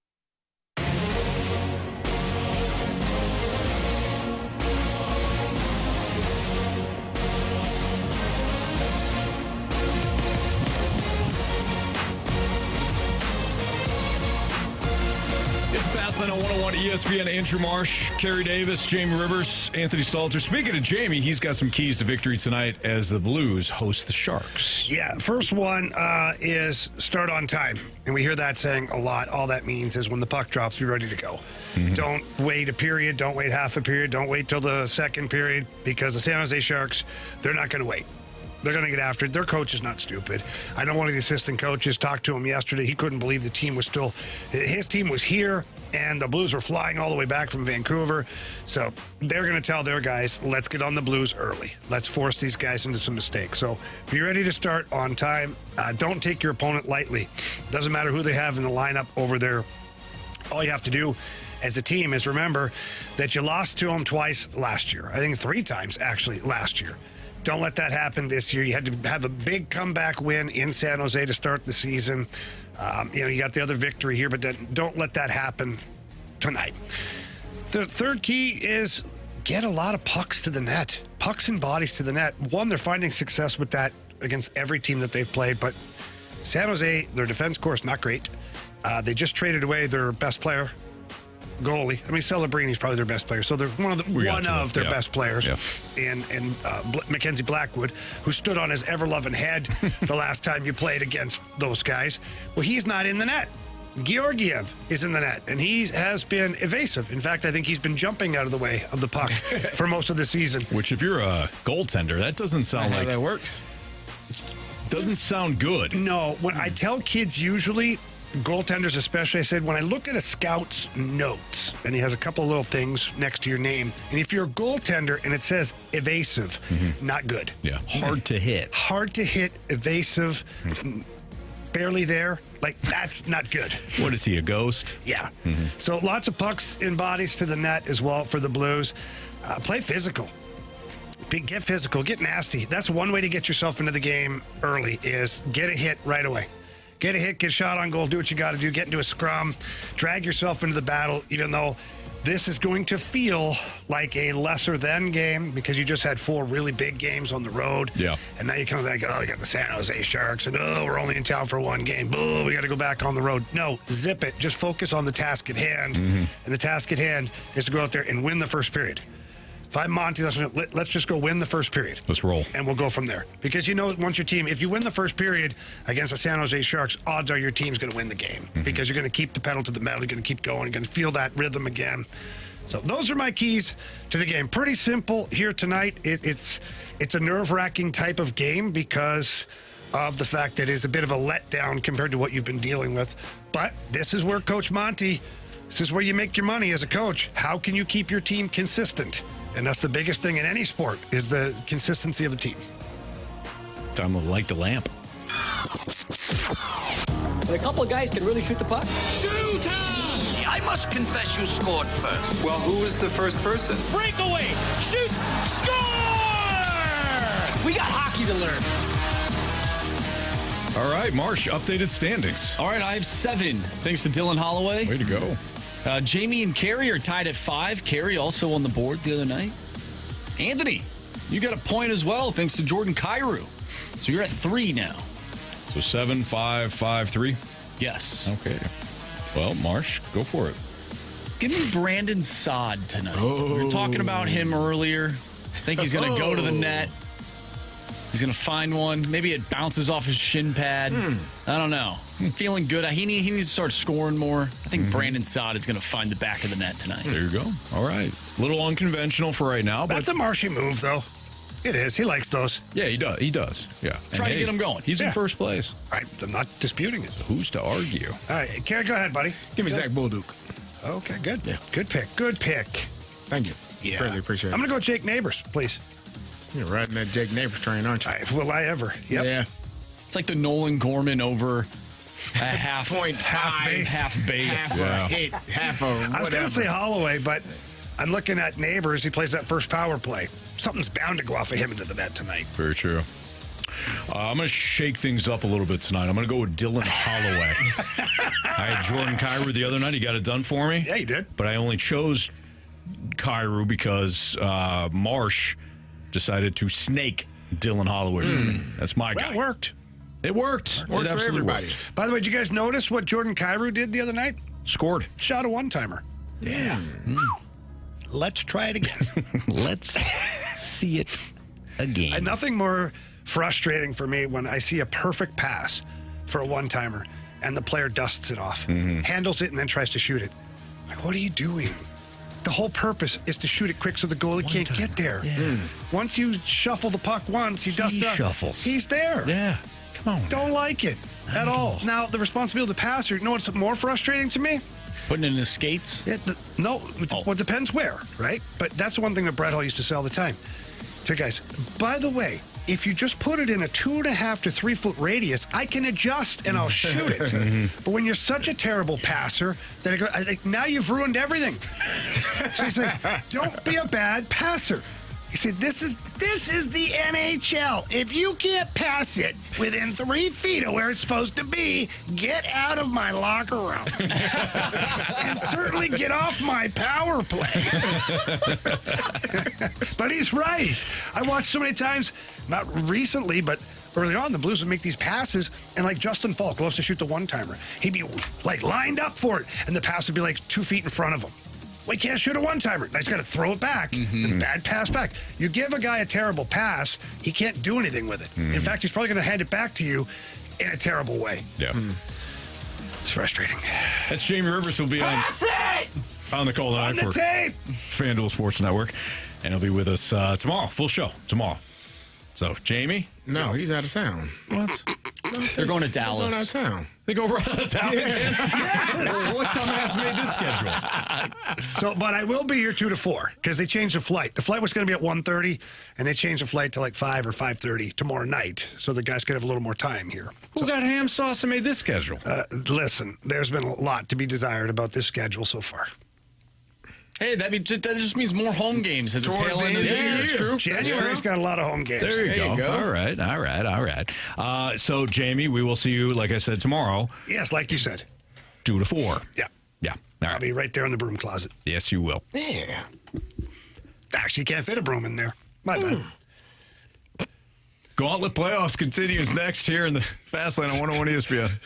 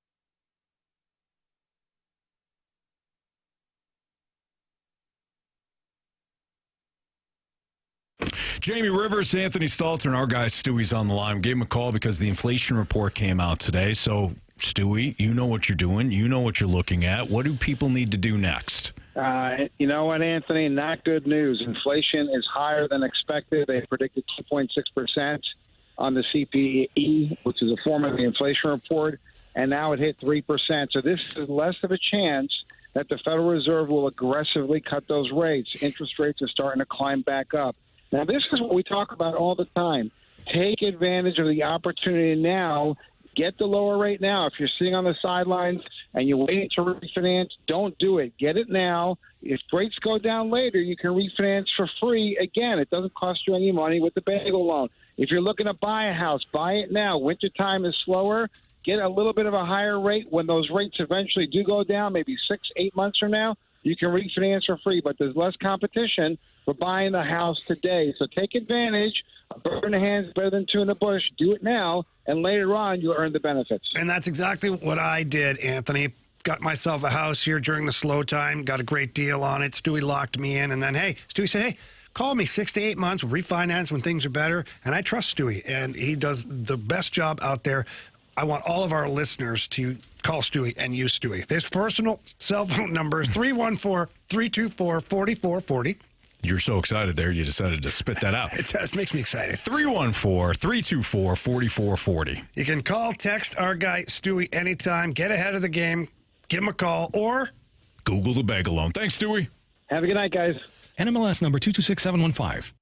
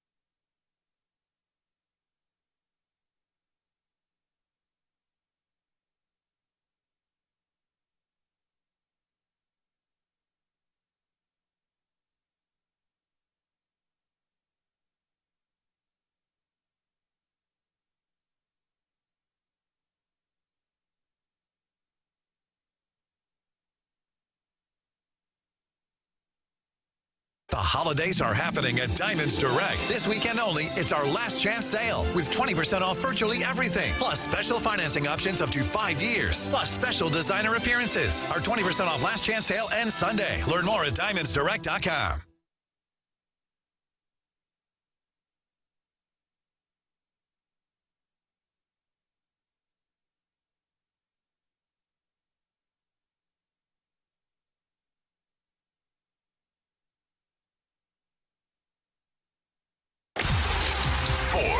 Warriors. 4 categories, 1 challenger. Can you survive the Gauntlet? Brought to you by Blue Note Roofing. Roofing, siding, and gutters. Visit BlueNoteRoofingSTL.com for a free inspection.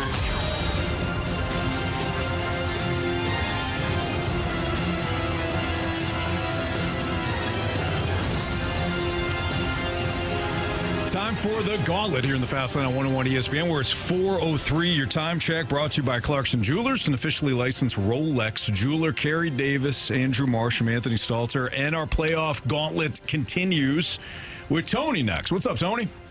What's going on, guys? Hey, congratulations on the dub earlier this year. Welcome back in. We already eliminated one person, so you got at least one less person you have to get past here in the playoffs. Sound good? Right. Sounds good, man. All right. Who would you like to take on? Kerry? Actually, I'm sorry. You get the options. My fault. I apologize. Do you want to choose your opponent, or do you want to choose your category? I think I'm going to go category. Okay. I'll choose baseball. Ooh. Okay, baseball it is. Now, Marsh. Tony, tell Marsh to spin the wheel. You'll find out what opponent you get. All right, Marshy, spin that wheel. Calling his shot. Yeah. And it is Kerry Davis. Oh, my bad. And it is Kerry Davis. There you go. It's going to be baseball. So, Kerry, you already know it's going to be baseball as we head to the Cone of Silence. Get my mind together. So go ahead and research everything about baseball and its history while you're in the Cone of Silence. All right. Good luck, Tony. All right. All right. Thanks, Kerry. All right, Tony, you already know this. You're going to get 4 baseball-related questions. Each question is worth 2 points unless you ask for the options. If you ask for the options, those questions become worth 1 point. Are you ready? I'm ready. All right. Let's do it. Question 1. Jackson Holliday is expected to be Baltimore's cornerstone second baseman for the foreseeable future. But can you tell us the one other Oriole who manned the Keystone 56 times in 2024? I will clean this up because I think Bradford wrote this. What other Oriole played second base 56 times in 2024? I'm going to go with Gunnar Henderson. Final answer? Yeah, final answer. Question number 2. 20 years ago, Petco Park first opened its doors. Name San Diego's primary cleanup hitter at that point. 20 years ago, so 2004. 04. San Diego. God. Why am I drawing a blank? Can't think of anybody on that team. We played them in the playoffs, too. Didn't we? In 04? That was 05. I think it was 05. It was 04. It was 04. Yeah. Look at you, Marsh. DS, yeah. Oh. God. Tony Gwynn was gone by then. I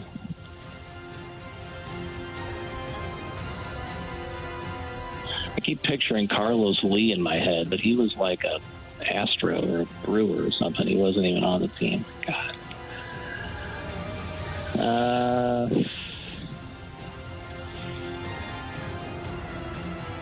I'll just say I think he was gone by then, but I can't. I'm drawing a blank on my. You want the options? So.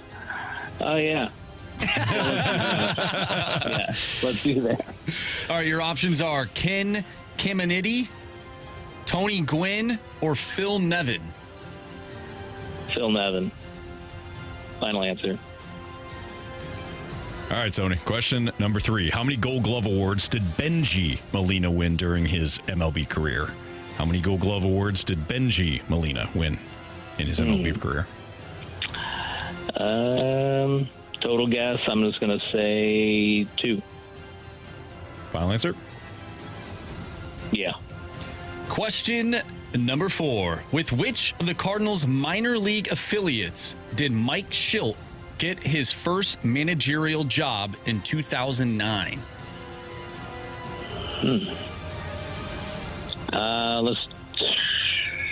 Let's do the options. Options are Springfield, Johnson City, or Memphis. Johnson City. I wanted to say it without the options, but yeah, we'll say Johnson City. All right, and we will tell Carey to come in from the cone of silence. Tony, how you feeling? I feel all right. Okay. Better now that I remember the rules. Yeah. That's why I say them every time, just in case you forget. But, you know, hey, you get the pressure of being on. That was a nice save. Yeah, right. Thank you. You got it. All right, so Carey makes his way into the freezer. Ice box. Yeah, the ice box there. It's cold in here. It's very cold in Very cold. Carey? Yeah. You already know this, but your category is baseball. Hey, you didn't change it up, did you? No, sir. We might have had an issue where, the questions weren't in there. Or, Nope. Sometimes that happens. We got it. We're dialed in. It's the playoffs. Yes. It is the playoffs. All right, so, Marsh, you want to tell Carey anything? Yeah, pack a lunch. All right, I already ate it. But Here we go. See what I can do. Carey. Yeah. Jackson Holliday is expected to be Baltimore's cornerstone second baseman for the foreseeable future. But can you tell us the other Oriole who manned the Keystone 56 times in 2024?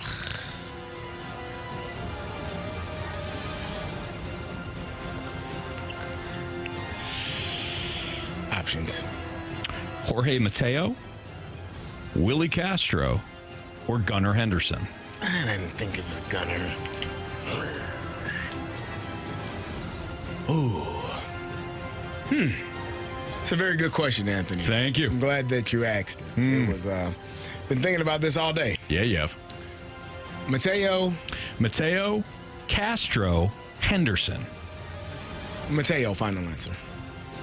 Question number 2. 20 years ago, Petco Park first opened its doors. Name San Diego's primary cleanup hitter at that point. 20 years ago? Yes, sir. So 2004. Is that right? Yes. Okay, just making sure my math was good. Primary cleanup hitter.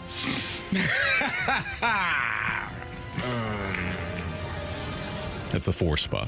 I do know that. Doesn't have to be a shortstop or a first baseman, though.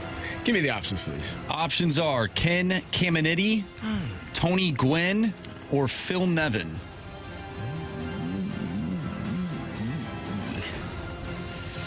Let's go Phil Nevin, final answer. Question number 3. How many Gold Glove awards did Benji Molina win during his MLB career? Come on. This is right.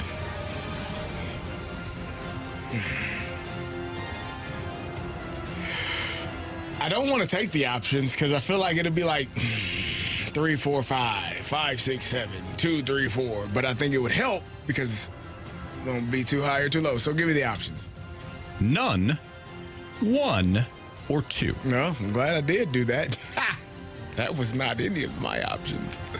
None, 1, or 2. None, 1, or 2. Benji Molina, you say? Benji Molina. That would be the Molina's eldest brother, Benji Jose Yadier. Let's go none. Final answer.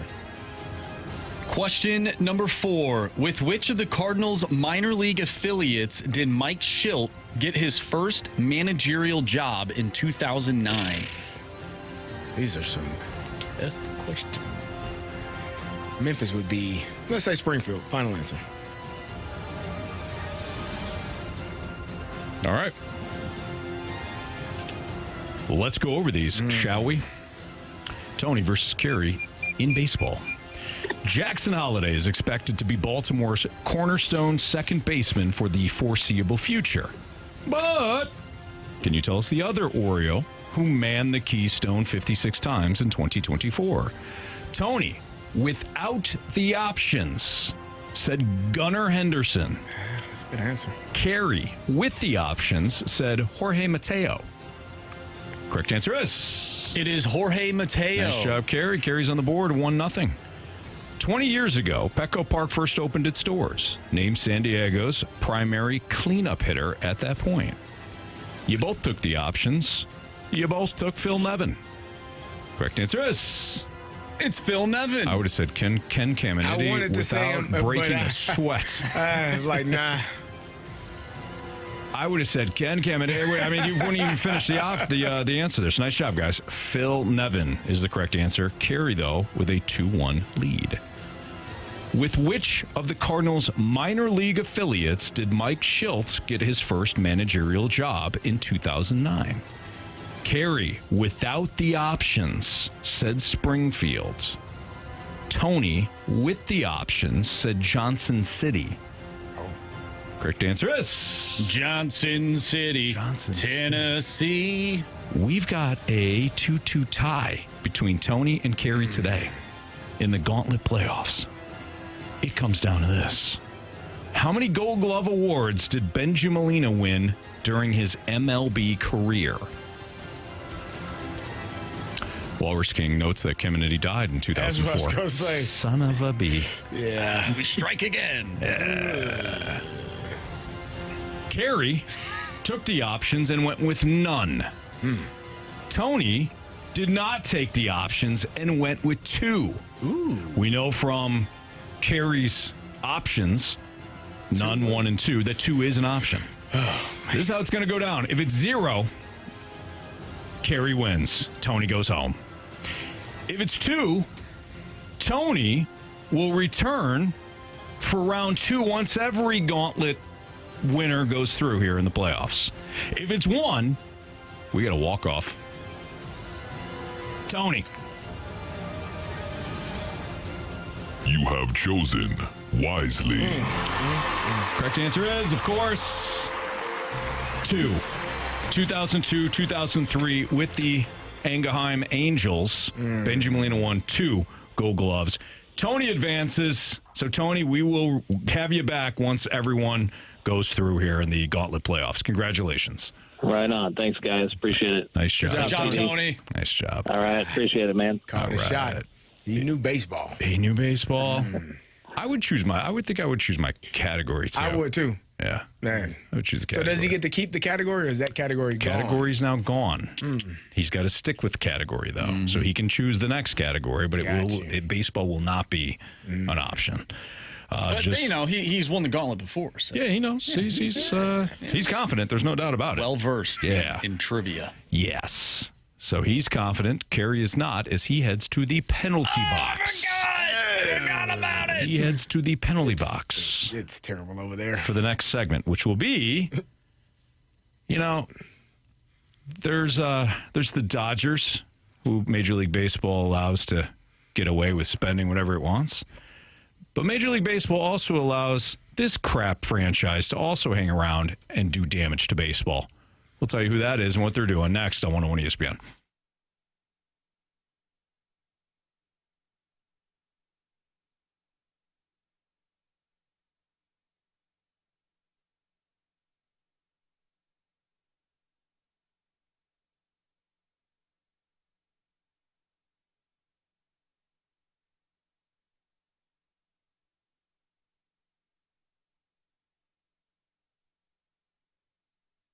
Hey, it's Carey, and if you need recycling, then my good friends over at Scrap Mart Metals are tailor-made for your business and can help you meet your schedule and your budget. They understand that job site cleanup for contractors can be a mess. If you set up a business account with Scrap Mart to recycle that metal, it'll be one less thing you have to do during cleanup. You'd be amazed at how the scrap metals add up and how it can truly help your business's cash flow. If you're a plumber, heating and cooling, excavator, or any type of contractor, Scrap Mart Metals Recycling can make your job easier. You own that heavy equipment. It breaks down time and time again. It's frustrating with the repairs. At some point, the time to end your suffering will come, and Scrap Mart will come and get it out of your way. They'll haul your equipment to one of their locations and get you a check the same day. Or if you want to haul it yourself, they have 3 convenient locations, Valley Park, Peevely, Jonesburg. If it's metal, they will buy it. It is recycling made easy. They offer a convenient drive-on scale, and they have the highest payout. You will always get top dollar for your scrap metal. So visit them today at scrapmartmetals.com. My guy Lucas can talk to you about setting up a business account to get you rolling. That's scrapmartmetals.com.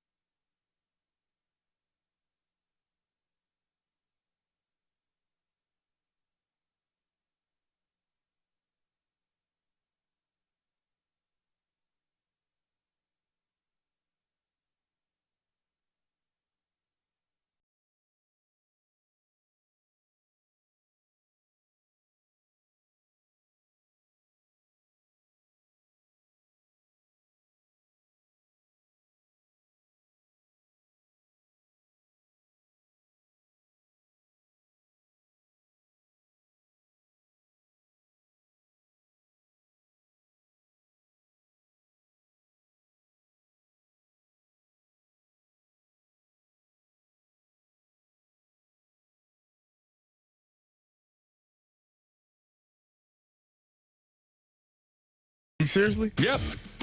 I can't hear anything. Hey, you know what? The listeners can hear you. That's the only thing that matters. Yeah. Okay, that's better. I think it was Willie in the Snake Pit, your Illini brethren. Yeah.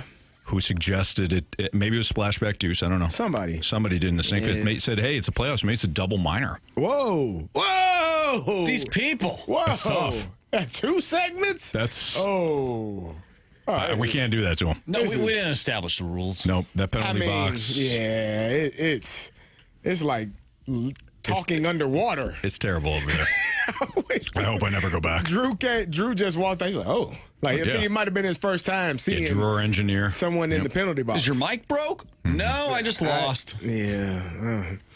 Yeah, Drew, outstanding worker here at 101 ESPN. Covers tail off. all the stations as an engineer. He looked at Carey. He's like, "Oh, is your mic broke? I'll give it a look." Nah, it's fine.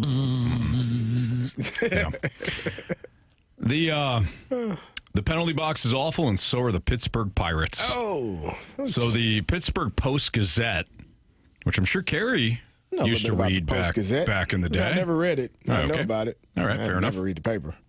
I don't blame you. The papers.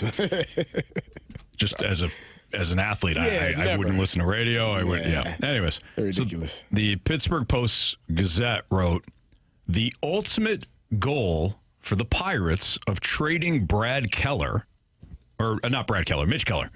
I don't know who Brad Keller is. Sounds like a quarterback. Brad Keller. Who? Yeah. I think he's a quarterback.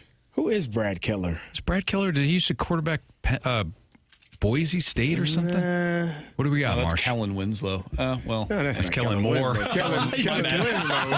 We're all over the place. Kellen Moore. Brad Keller's a pitcher in Major League Baseball, but not Mitch Keller. Yeah, okay. Anyways, the ultimate goal of trading Mitch Keller, according to their sources, would be to trim payroll while also upgrading other areas on the roster.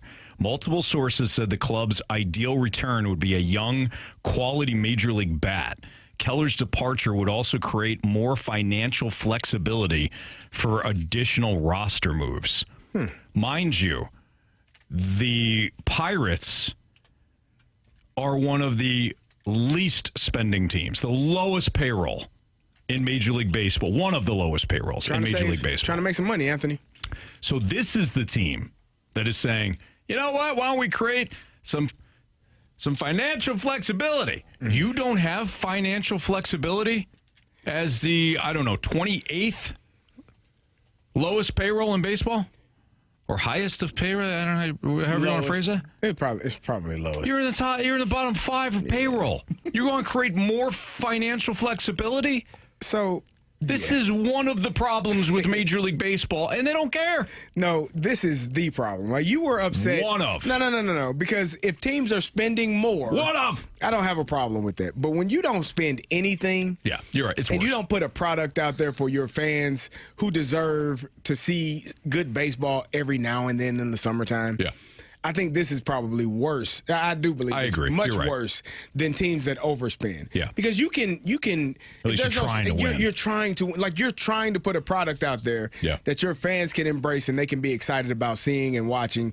And if you're the Pittsburgh Pirates, you're basically saying, I don't give a damn. I'm making my money. Yep. Figure it out. 100%. You have a rotation that half the league would love to have. Yes. Love to have. And you're like, well, we don't really care. We're going to actually dismantle it. Right. Yeah, you got Paul Skeens. You've got Keller. They just traded Luis Ortiz to somebody. I just read that. Who is it? Cleveland, maybe? I think Cleveland picked Is this him up. number right? What's that? I'm looking at the payroll. The projected payroll is $69 million. The current payroll is $42. What? You have Jared Jones, too. Unreal. Is that right? So you're right. And Mitch Keller is the highest paid on the team. He's set to make $15 million. $4 million. $15 million. You're going the going rate for a starting pitcher right now, provided that you've been a veteran starting pitcher, about $20 million a year. Why would anybody ever, like, if you were to like, we talk about like what Eli Manning did when he went to the draft and what they've talked about Shador doing. Like, if you're drafted by the Pirates, do you even want to do it? Like, would you not go? Knowing that by the time it's time for them to pay you, they're going to be... So basically, they're using you And then when it's time to get you the contract that you deserve, they trade you. Yeah, see you later. It's been fun. Honestly, Yeah, I'd go. No problem. Go for it. Yeah, exactly. Yeah, I'm going somewhere else I'll in shine. my prime. I'll shine on a bad team, provided I've got the skill set. You develop me, fine, no problem. I make it, and then you trade me to a contender. This is no sweat. You're right, Carey. This is worse than what any of the top spending teams. Much worse. This is still a problem in Major League Baseball. It'll never happen. I know it'll never happen. But to not have a cap and a floor to me, it's ruining the entertainment value of Major League Baseball. You'll never get a cap. But I do think you could get a floor because players would accept a floor because you're telling me owners wouldn't. They wouldn't, but you have to do something to sweeten the pot for them. And that's what it boils down to. The players will accept a floor because you're basically saying we can't spend anything less than this. So I know even on a team like the Pirates, at least the highest paid player or the lowest paid player is going to receive this amount of money. Yeah. Whereas having a cap is not ever going to happen because the players are just you can get as much money as you want to on the free agent market. You're not going to ever put a ceiling on that. So I never see that happening, but I think you might be able to entice the owners to have a floor somehow, somewhere. I don't know what that enticement looks like. I don't know how. Right. You revenue share and we have to spend it, so it's going to these different places. There's a way, in my opinion, to have a floor. This to me it's the worst part of baseball. Well, because you're going into Pittsburgh for a 3-game stand. Nobody's going to be there.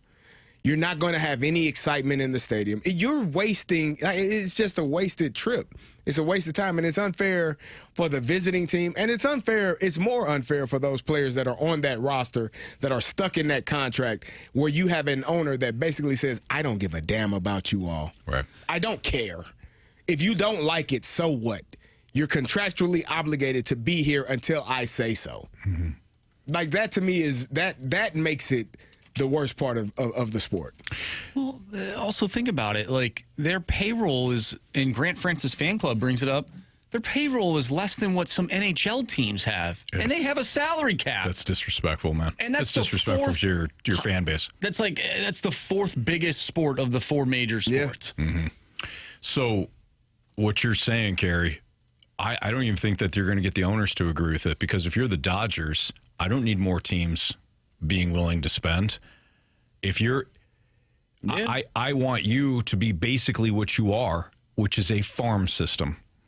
The Pittsburgh Pirates are a farm system for contenders. Just like, unfortunately, sorry, Royals fans, if you're in the area here, the Royals were a farm system for every team in the American League for a while there.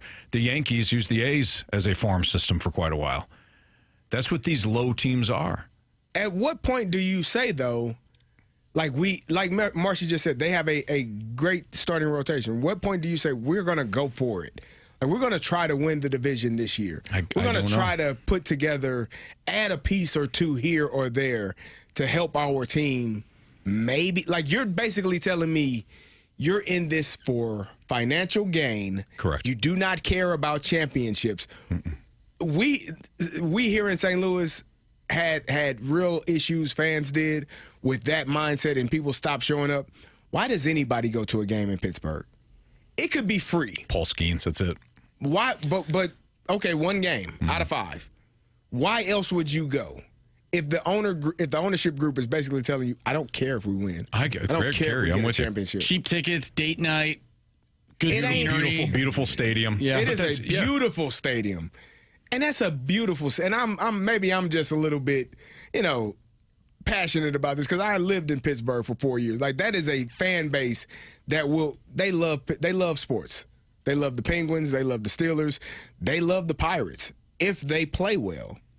But you're basically telling a franchise with some of the greatest players in other sports ever to play the game that this team does not matter and nobody cares. Right. And you have the most exciting player in baseball from a pitching standpoint on your team, and he's on one of the worst teams in baseball. Right. Great job. Let's market that guy. Yep. And they're worse than the Rays because at least the Rays are trying to win with no salary. with no payroll. The Pirates spend $3 Or the more Brewers. million dollars than the Columbus Blue Jackets. That's pathetic. It is. It's pathetic. Those fans deserve better. There's Certainly. a place, Boulevard of the Allies. There used to be, I don't know if it's still there's a mural of the We Are Family Pirates. Like, you see it every time you go past it. Like, that fan base deserves an ownership group that gives a damn about winning and putting together a product that allows them to have some success. And MLB, really, this is what you want a better product for your overall game. They don't care. Don't allow that. They don't care. You shouldn't allow that. They're telling you they don't care that they want a better product. It's Fastlane on 101 ESPN. We've got part one of our Sports Six Pack. 314-399-9646 is the Air Comfort Service text line. Text in. We'll do our Sports Six Pack next.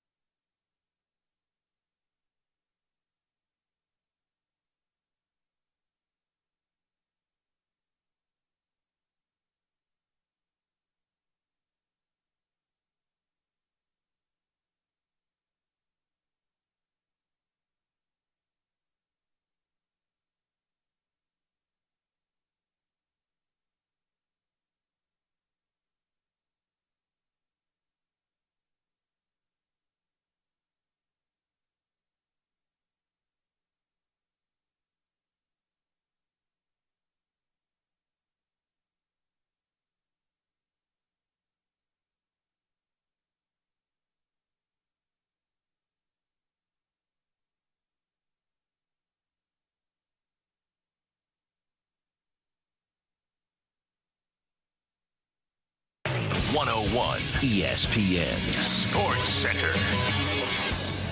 I'm Andrew Marsh. It's time for a Sports Center update driven by Johnny Londoff Chevrolet and Johnny Londoff Autoplex. Blues take on the San Jose Sharks tonight. Pregame starts at 6. Puck drop is at 7.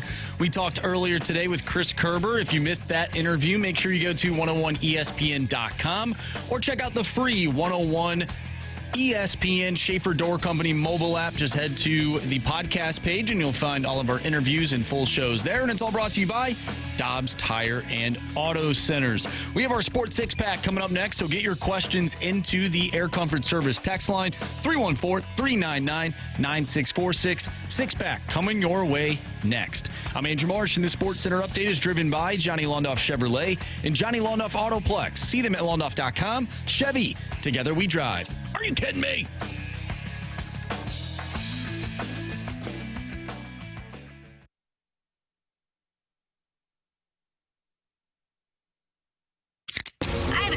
It's time for the Fast Lane to answer your sports questions. I want to ask you a bunch of questions, and I want to have them answered immediately. Asking me all these weird questions. Answer the question. Answer the question. Answer me! The Sports Six Pack is brought to you by Paramount Men's Medical Center. Suffering from ED or PE? Your first treatment is free at ParamountMen'sMedical.com.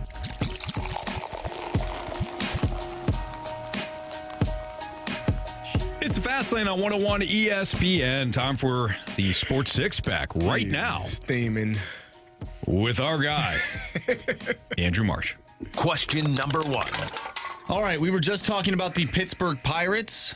Although they are the crappiest team in Major League Baseball, or at least one of them, they do have a great stadium, PNC Park. The 816 wants to know, what is your favorite sports stadium to visit or go to? Oh, best stadium to go to. Favorite. That's a good question. The Big House is awesome. Went to the old Big House several times. That one's cool. I'll go with the Big House. I went to, in terms of like the environment or just the aesthetics of the stadium, like the environment, Nebraska was really, it was amazing. Like they had this light show. I mean, I was like, phones out. It was their 400th consecutive sellout when we played there earlier this year. Illinois did. Yeah. They had like a light show. They had the big red Cornhusker guy in the sky. They were all with drones. It was pretty amazing. Might have the video here. I should have sent it. But no, it was like, that was really cool. In terms of like just the stadium, and I keep saying this, Penn State is pretty cool. Like for a college setting, for a football game at night, you go there. And obviously you go to Pittsburgh and they play Renegade in the fourth quarter at nighttime. They were playing that in the hallway earlier today. Oh, I didn't hear it. I might have ran into somebody. Good thing.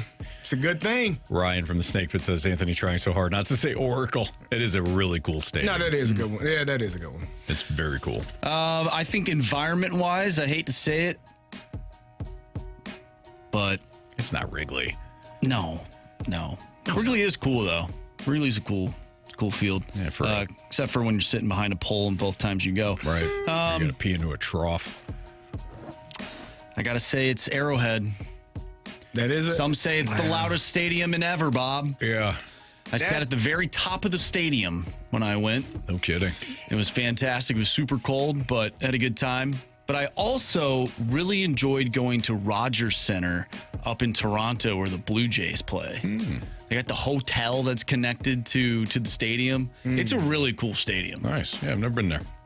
Never been there. I'm trying to think of... Yeah. What was the first one you said? Arrowhead. That's a loud one. I got to get there for a Chiefs game. You ever been to Faroe Field, Anthony? Pretty good. I have. Yeah. I saw Drew Lock's first home game and Steve Spurrier's last game ever. Oh. They played South Carolina, and Mizzou won. Saw Debo Samuel play. Oh, pretty cool. Yeah. And Steve Spurrier retired like days after that. But yeah, that's a cool spot. Chicago. I enjoyed it. Soldier Field is a good place. No thanks. Soldier looks like a UFO. It does. Landed right inside of it. Thanks, man. It's the you don't like it? I've been there many a times. Why not? The United Center's pretty cool too. That is a cool place. The United Center's cool. In the 90s when I was a kid, that was the place. We probably dropped one. Jerry's World is really cool. Never been there. I've never been there. You never been? I've never been there. Oh yeah, it's pretty awesome. Like it's good and bad because the Jumbotron is so big, you'll just be sitting there looking at the game on the Jumbotron instead of looking down on the field. Really? Oh man, yeah, like you're just like this the entire looking up. The whole game is taking place in front of you, but you're glued into this humongous jumbo screen that you're just like, well, why do I need to? You might as well stay at home. Watch it on damn I don't need TV. to be here. Battle Dome's up there. Of course. Battle Dome. Yeah. We should get a song going for. We should make a song. Yeah. Carey and I will whip something up for the Battle Hawks this upcoming year. Good stuff, guys. Battle. Let's go. I don't know. Something. Yeah. Here we go, Battlehawks. Here we go. Battlehawks going to the UFL Championship. Here we go. Question number 2. All right, from the 314, is Ali like Drew Bannister? Whenever Yachty wants to coach, he will get the Cards job. No. I don't know about that. No. I don't know. Yachty, and with all due respect to what he could be, he hasn't done it yet. So you don't have an idea of what exactly he's going to be as a manager. You have a thought.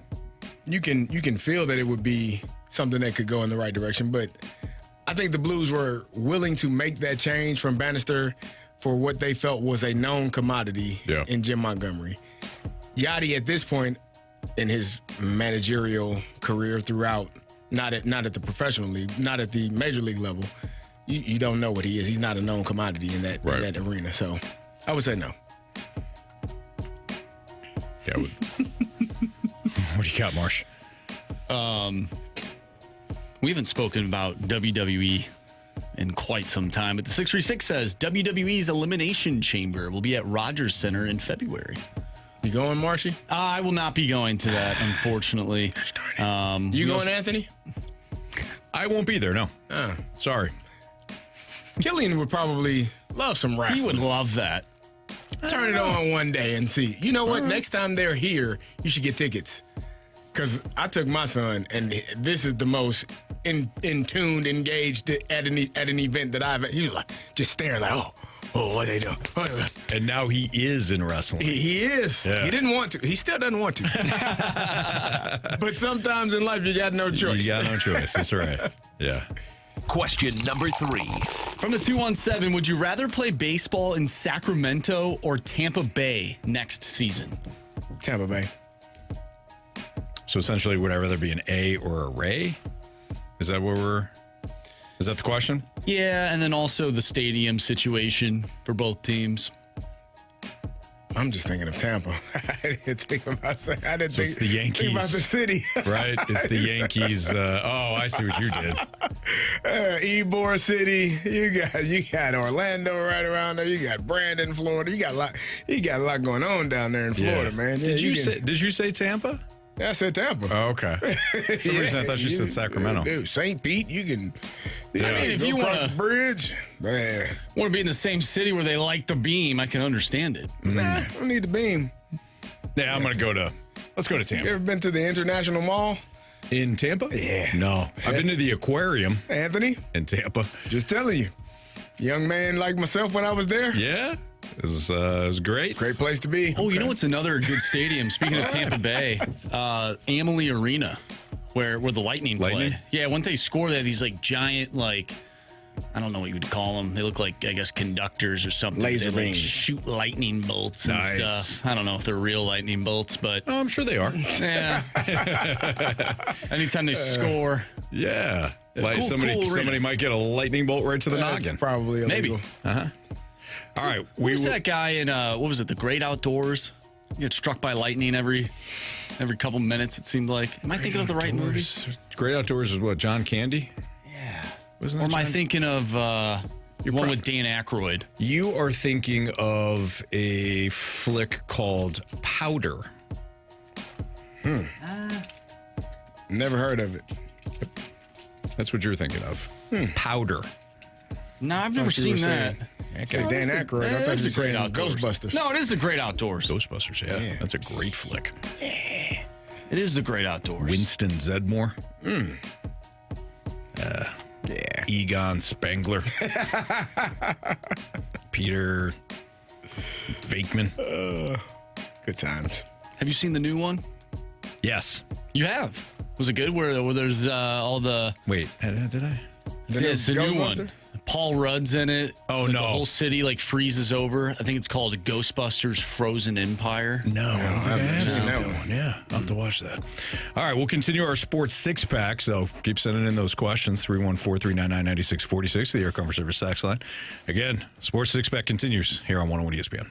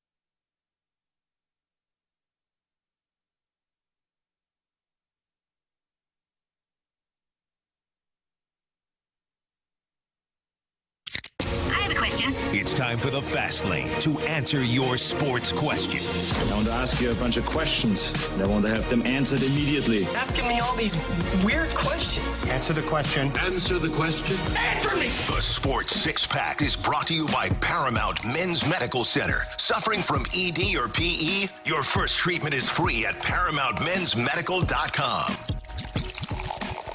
It's a Fast Lane on 101 ESPN with Kerry Davis. I'm Anthony Stalter. Here's Andrew Marsh. Continuing our Sports Six-Pack here on 101 ESPN. Question number 4. All right, from the 636. I lost a loved one to cancer just this week, and it would be extra special if the Blues win tonight on Hockey Fights Cancer Night. Fast Lane Cancer. Absolutely. Indeed. Yeah, so sorry to hear for your loss. I'm so sorry for your loss. What win in sports history was extra special to you guys and made you think of a loved one who passed away that loved a certain team? I'm not going to do it. You have to. Nah, man. Nah. Hey, hold on here. This is the Fast Lane. We're a family. We're a Fast Lane family. You can do it. Winning the Super Bowl, man, it made me think about my my best friend that passed away. Like 4 years earlier than that, because that was like she was like a sister, like my little sister. So that was it was wonderful, but it was hard at the same time. Sure. Because she was like my biggest fan. She loved me like I was a big brother. It was just, that was obviously extremely excited, but wish that she would have been there to be a part of that. Sure. So, yeah. I've told the story before, but when my dad passed away from cancer as well, that summer was when the Blues won the Stanley Cup. We actually got him tickets to go to the Stanley Cup while, he was, just a few months prior to when he passed away. But because of what he went through, he had no recollection or he couldn't remember that the Blues actually won the Stanley Cup. Yeah. So, we went back when we were sitting in our living room. I turned the game on because I had recorded it. Why wouldn't I? I wanted to go back and watch it. And so we watched it again, sitting down and just looking at his reaction to everything. It was a really cool moment, especially knowing what was coming up. And, it's like watching a movie or something or a TV show with somebody who hasn't seen it, and you're like, oh yeah, I can't wait to see what they think about this. And, so I knew when the goals would be scored and certain points of the game, and so sitting there watching his reaction, and I could see him tearing up, as the clock wound down and the Blues won. It was a really cool moment. Sure. One that I'll definitely never forget. So not only did them winning bring a joy to me and my family and of course the city of St. Louis, but experiencing that with my dad was a really cool moment for me. That's awesome. Absolutely. Yeah. I don't think I have really a story, certainly not to the level of the magnitude of what you guys just shared, but I've shared this before. When the Blues won the Stanley Cup the year prior, so they won in 2019, so 2018, I think it was January, and my wife, Kristen, her grandmother, who was 102, I think, at the time. Wow. What? Fully, she was, 100, you think 102, and you can't have conversation with her, but that wasn't her. We called her Wheezy. Yeah. And I got a phone call when I was here, and she had been sick for a while. And my wife said, "Hey, why don't you go ahead and stop by the hospital on your way home, because this is we're saying our goodbyes." So I did, and her and I always talked about the Blues. She wouldn't miss a Blues game, and I was talking to her what we thought was on her deathbed, and crying, and hey, I'll keep an eye on those Blues for you. Mm-hmm. She rallied, got great health, got better health, and watched the damn Blues win the Stanley Cup. That's awesome. Woman was 102 years old. She had seen the Blues come into the league, never seen them win, to this magnitude, and had an opportunity to watch it. And that wound up being her last season. Wow. And then passed, within 6 months, I think, after that. Yeah, my dad, same situation, street hockey in the street. Never played the game. Yeah. But loved it. Loved the game. You know, he was a baseball guy, so he spent his time playing baseball. But same thing, like entire life not seeing this team find success. You know, one of the people that would sit in front of the TV and just completely complain about everything. Much like all of us do. Yeah, of course. So to watch that and then obviously experience that with him, like it was a really cool moment. I'm sure you felt the same way. Yeah, definitely. That's who I thought of when the Blues hoisted the cup. Yeah. As everybody knows, I'm from parts unknown. I'm not from St. Louis, so watching them hoist the cup, I was thinking of her being able to watch the game after we said goodbye to her. You know, 7-8 months prior. So, and to that texter, so sorry for your loss. Yeah, I mean, absolutely. We all yeah, have experienced, you know, losing a loved one to cancer. It sucks. Yeah. Hopefully the Blues come out with a victory tonight. Definitely. Well said.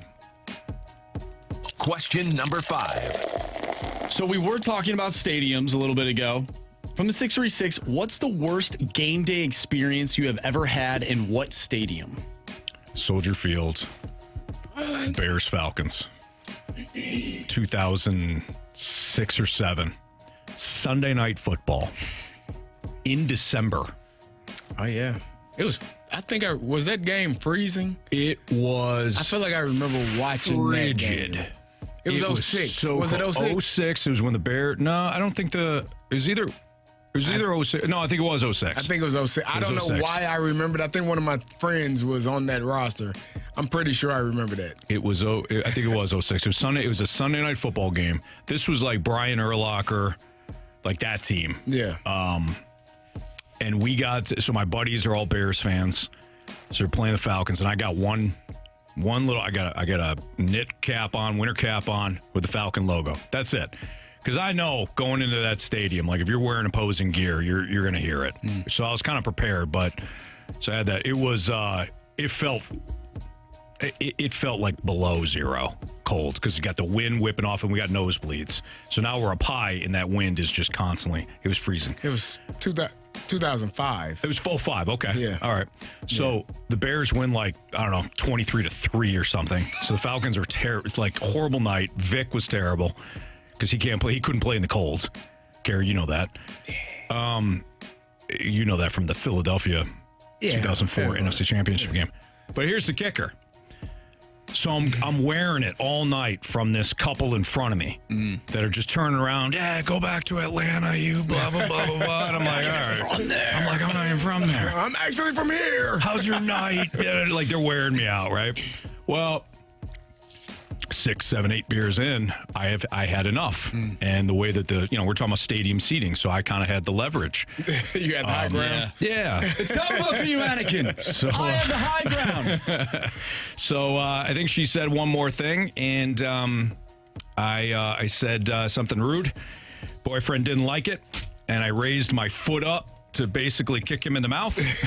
What this? And my buddy Sparta! Kind of what I was thinking. My football team was getting crushed. I was freezing and I was drunk. And I've been wearing it for 3.5 quarters. So I go into this is Sparta mode.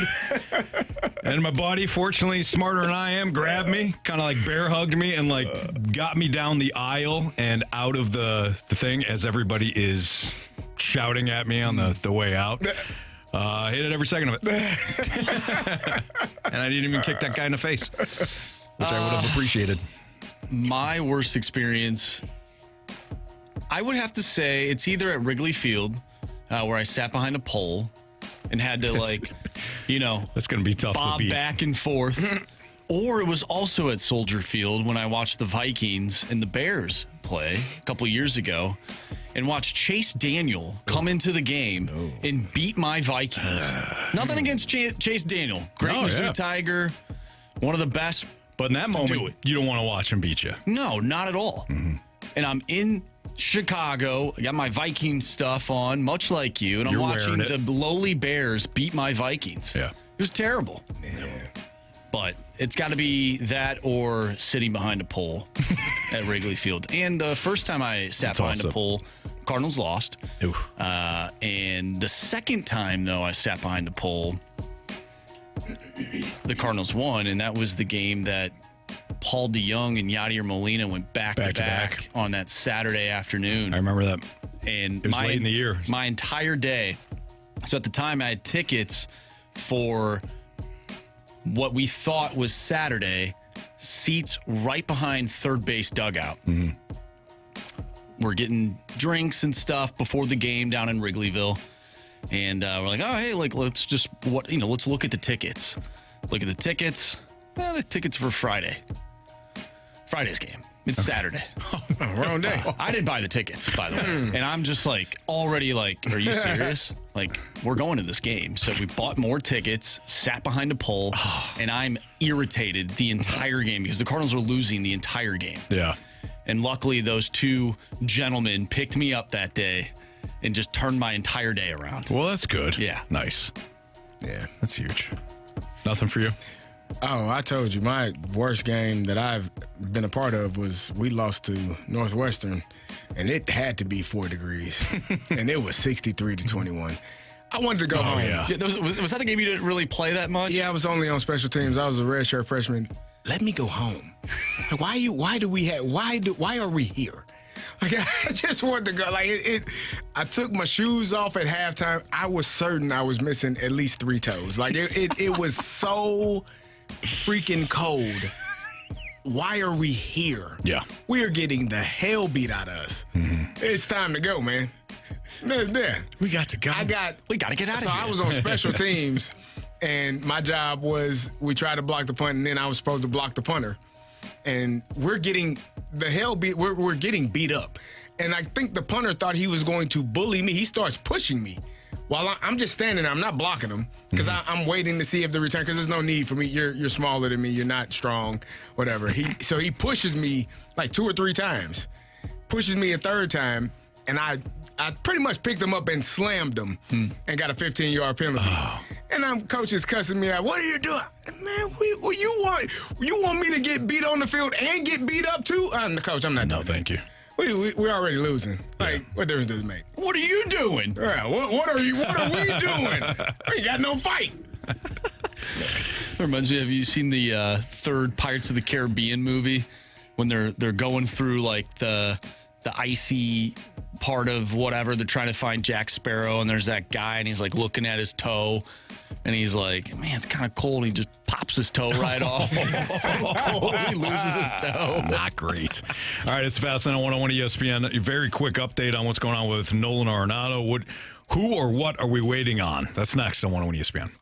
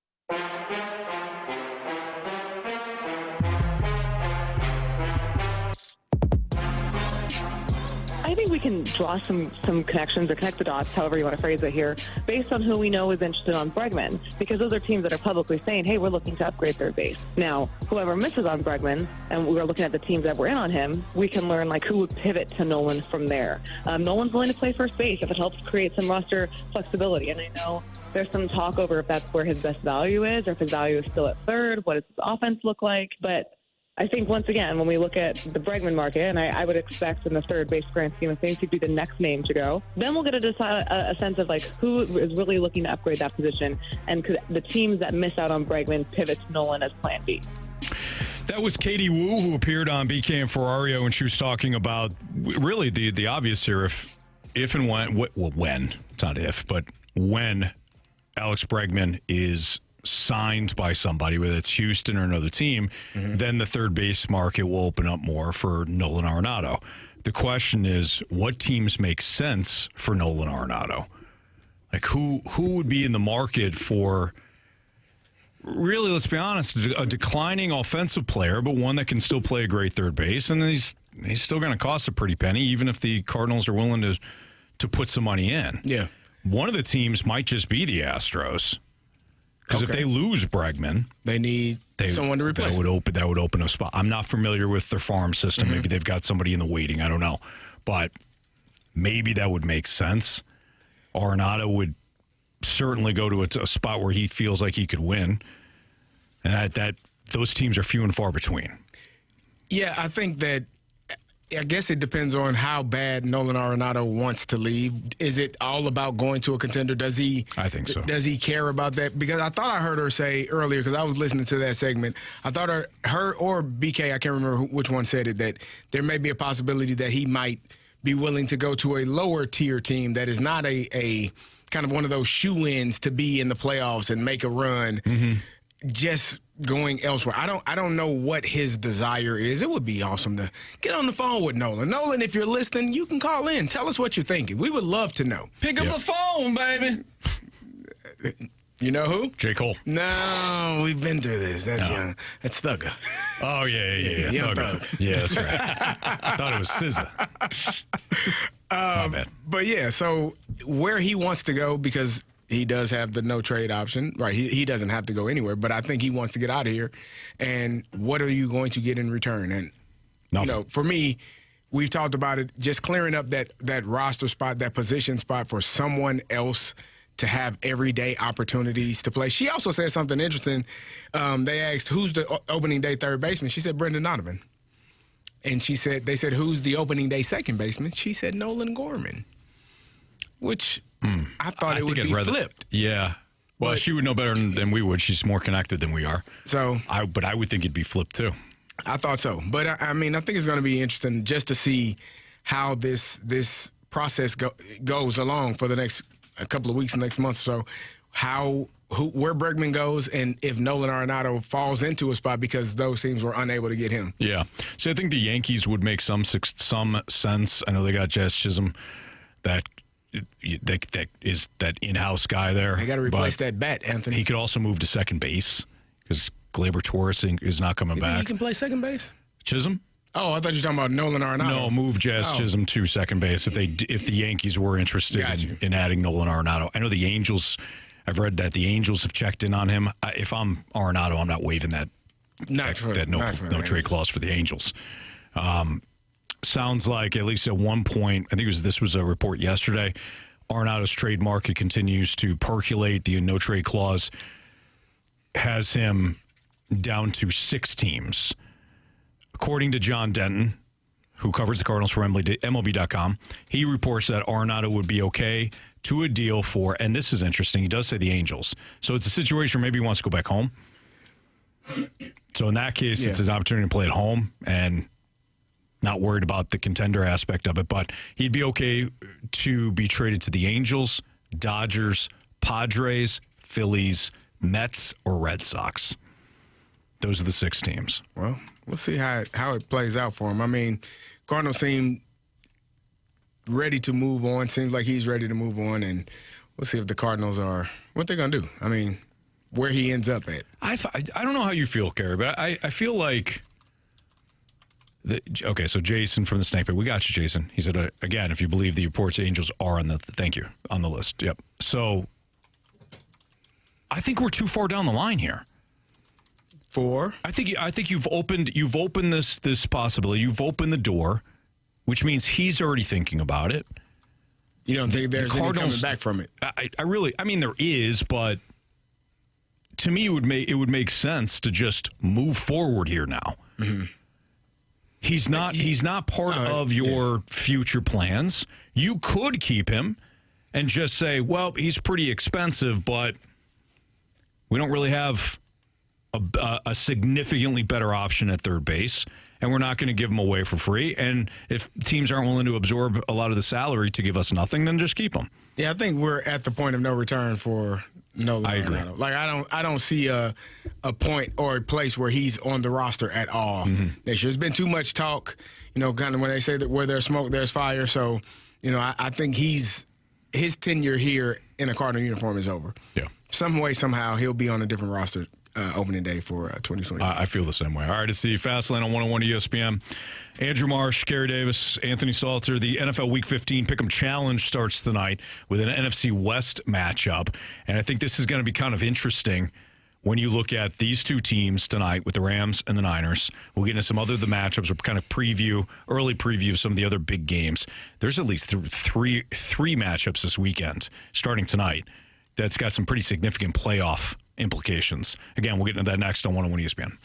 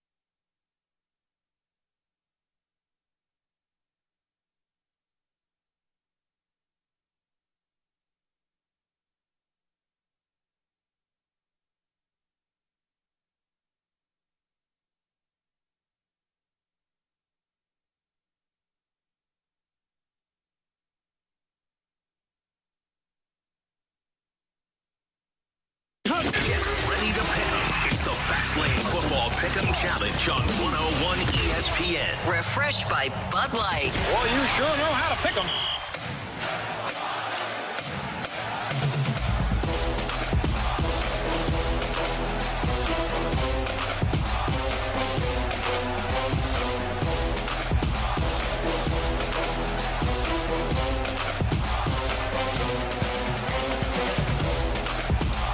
All right, boys, come on.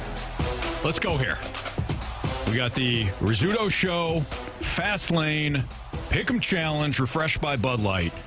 And after opening up a 7-0 can of whoop-a. What happened? Well, it's now 8-6. It's now 8-6. So I don't think we're there 1 in 6. That's correct. I don't think there needs to be any panic. Are we the? But I do think we need to win. Las Vegas Raiders right now? No, they're still worse than us. Okay. Yeah. All right, guys. Wow. That is shameful. Starts tonight with the Rams and the 49ers. Marsh, this has got to be a big week for you. Yeah. I do not want to see you shot in the tush 7 times after what we saw the other day. That would be tough. So, what are you starting off with here? Starting off with the LA Rams tonight. Okay. I liked what I saw last week against the Buffalo Bills. I think they can. Jeez. Whoa. Stumbling over my words. Rumbling, bumbling, stumbling. All over me. Mm-hmm. All over my words. I liked what I saw last week. I know the 49ers did damage last week as well, but they played the Bears. The Bears. Like, I would hope that they could take care of business against the Bears. I picked the Bears to win, which is one of the reasons why I got shot. But anyways, I'm going with LA tonight. Puka Nacua. Let's have a game. Jerry Davis. I got the Rams as well. I think they are offensively, they're playing extremely well. You don't like the defense. You hate the defense, but the Rams defense? Yeah. Yeah, no, it's trash. Yeah, but I think offensively they are playing extremely well. Puka is healthy. Cooper is healthy. Kyron Williams is healthy. They're running the ball. They're passing the ball. They're doing all of those things at a high level. And I think just the 49ers have dealt with way too many injuries to have, sustained success. Like they've. And then we talked about A.J. Brown chirping and being upset, but so is Deebo Samuel. Now he probably get the ball a lot tonight, but they're having some issues as well offensively. He's a little bit flustered with not getting as many opportunities as he would like. So, I'm going with the Rams because I just think they're the better team right now. So I'm calculating some of these picks here just to see where we're all at. You and Marsh, Carey, you guys both picked the Rams. Mm-hmm. So far for them, it's 2 Rams, 1 49er. If you give me a second here. Just seeing what's on the line tonight. Okay, so they got 3 Rams, 1 49er. And the last one, learn is... Okay. So, yeah, it's kind of interesting for tonight. I have the 49ers. I think it's a bad situational spot for the Rams. I know it's a divisional game. I know that it's not a letdown. It can't be a letdown because you're trying to make the playoffs. That was their that felt massive when they beat the Bills last week. That was a huge win. That was a huge win, big upset. They earned it. Offense was rolling, all that. Short week now. You have to get back up for a 49ers team that has not played well this season because really dating back to the offseason with the contract holdouts, then the injuries, the speculation surrounding Christian McCaffrey and when he was going to come back. Like, this has been an exhausting year for the 49ers. And I thought last week they let all of their frustrations out. This is a bad matchup for the Rams, in my opinion. Juwan Jennings is more than capable of burning them. George Kittle, I think, is going to have a big night. They could put me at running back and probably get 4 yards of carry in Kyle Shanahan's system. You'd probably be injured by the end of the game, though. There's no question, Marsh. And not because you're not a NFL running back, but just because you're on the 49ers. Yeah, but to your point, I'm not. Either way, I think Brock Purdy plays well tonight. And if that Rams offense is off just a little bit, we've seen this before. Remember the Dolphins game on Monday night? Not too long ago? Their offense was off just a little bit, and it felt like they couldn't move the ball at all. This Rams team has been highly inconsistent. So I've got the Niners in this one. Jamie's got the Niners as well. So otherwise, who do we need to win then, based on the numbers? Based on the numbers, it's kind of a wash. It is? Yeah. Doesn't matter. Yeah. Okay. For tonight. I don't know. Trent Williams still out. I don't know, guys. I know that Bosa wasn't practicing, Trent Williams wasn't practicing, but there was also some talk about that they might play. Corner of my eye, I thought the guy on there it TV is. was Brad Thompson. Okay, so Bosa's questionable. Isaac Guerrero is questionable. And Getting Dre Greenlaw back is would be questionable. awesome. Seeing as how he tore his Achilles in there. Maybe they'll. Want to change your pick? I like the. I don't. I don't You at got all. the Niners. You got the Niners. I've got the Niners. Yeah. I'm not changing at all. But they're favored, surprisingly. He does kind of favor BT if you glance real quick. It's just a corner of my eye. Yeah, I can see that. I don't know who that is. I forgot his name. He Somebody does the on, ESPN. he does the betting Gotcha. portion of the show. Does he? Mm-hmm. Anyways, all right. With names. The other bigger matchups, the ones with playoff implications. The biggest one, even though these two teams are playoff teams already, Bills and Lions. Ooh, yeah. Bills, Lions. I thought you were going to name a different Carey. matchup. No. I thought you were going Steelers, Eagles. We got wait, hang on. Yeah, we got to wait. Sorry. No, I thought he said the biggest matchup. That's fair. Between It's playoff one of teams. the biggest matchups with Lead- playoff lead implications. With the best two. I'm sorry. Go ahead. Okay, Bills and Lions. Where you at? I got the Lions. That doesn't surprise me at all with your hatred towards Josh Allen. I mean, they're at home. When Josh Allen played in the Big Ten, would you have big time issues? What school did he play at? He played at Wyoming. No, I'm saying if he played in the Big Ten, what school are you saying he played at? Penn State, your favorite. Do they throw the ball that deep, though? Never. I might be a fan. Okay. He played at Purdue or Rutgers. I'd be like, oh. Purdue actually makes more sense. Like Drew Brees came out of Purdue. Sure. Josh Allen, I could see him being a Boilermaker. Hey, Kerry Collins had a big arm. He went to Penn State. He was good. I'm just glad that you admitted you're Big Ten biased and bias. And I just appreciate your honesty. I'm going with the Lions as well, just because the Bills, and we know that from the Gauntlet, all of their wins have come, not all of their wins, I'm sorry, all of their losses have come on the road thus far. They're going up against a good Lions team. I know the Lions are banged up, but, man, I feel like that was an emotional loss last week against the Rams. It was. I've got the Bills. I feel like the Lions have been walking that tightrope now for a while. And the Bills are pissed. I mean, I would love for the Bills to win. That helps me. The Lions and the Chiefs are essentially the same thing in opposite conferences. Yes. The Chiefs aren't nearly as explosive. No. Like the Lions are at least explosive. Like they have big play ability. But they both have been kind of walking that tightrope of for different reasons, I feel. Like the Lions have been walking that tightrope because they've been so banged up. They're just trying to survive right now. But going back to that Houston Sunday night game, I feel like the Lions have been kind of walking that tightrope. Like they blew out Tennessee or somebody, but Tennessee right now is basically a Sun Belt team. So okay, so which coach makes you more scared? Sean McDermott or Dan Campbell? Because Sean McDermott isn't the best when it comes to managing a clock late in games. We saw that last week when they tried the quarterback sneak. They had to burn a timeout. I would say McDermott makes me more nervous because Dan Campbell doesn't make me nervous. You know exactly. Yeah. All right, Steelers, Eagles. You know where I'm going. Pittsburgh going to the Super Bowl. Always. I had the Steelers as well on the road. Home dog, Mike Tomlin. Too much dysfunctional, or there's just so much dysfunction. Too much dysfunction. Dysfunction. Yeah. The Eagles are dysfunctional right now. I have the Eagles right now, but I'll probably flip. Well, that'll probably be why we lose. AB says CD has no problem showing bias. Yeah. Glad you're watching. Glad you're paying attention. No problem whatsoever. You just admitted I it. like what I like. Yeah, you do. Who doesn't? Huh? Why would you like what you don't like? That's a great point. Huh? That makes no sense at all. No, you're right. Why would you like what you don't? All right, we'll dive We'll dive deeper into the Week 15 matchups and also break down this one tonight. Rams and 49ers tomorrow in the fast lane. We got a biggest question of the day next.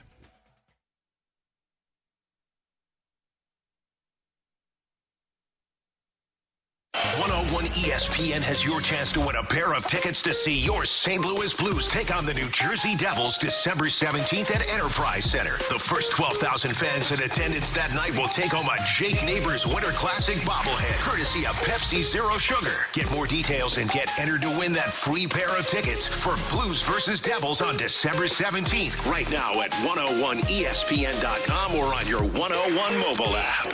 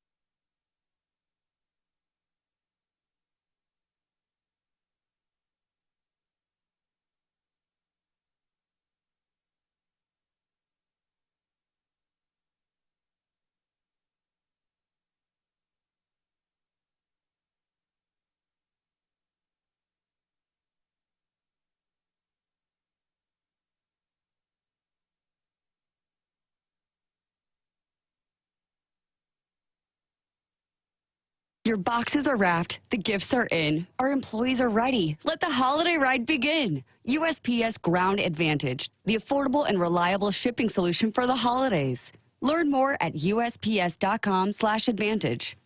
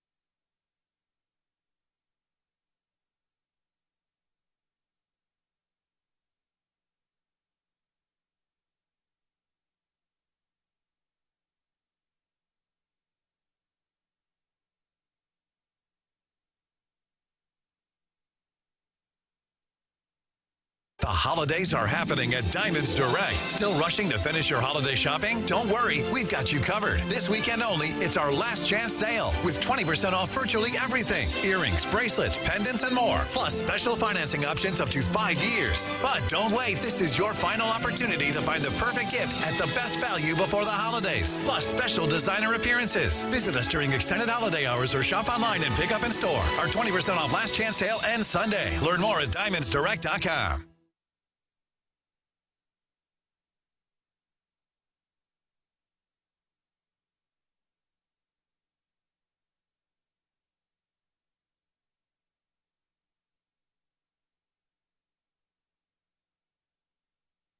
Create the fun you want with the Sonic $1.99 menu. Try the cream slushies, queso wraps, chicken bites, tots, or a grilled cheeseburger.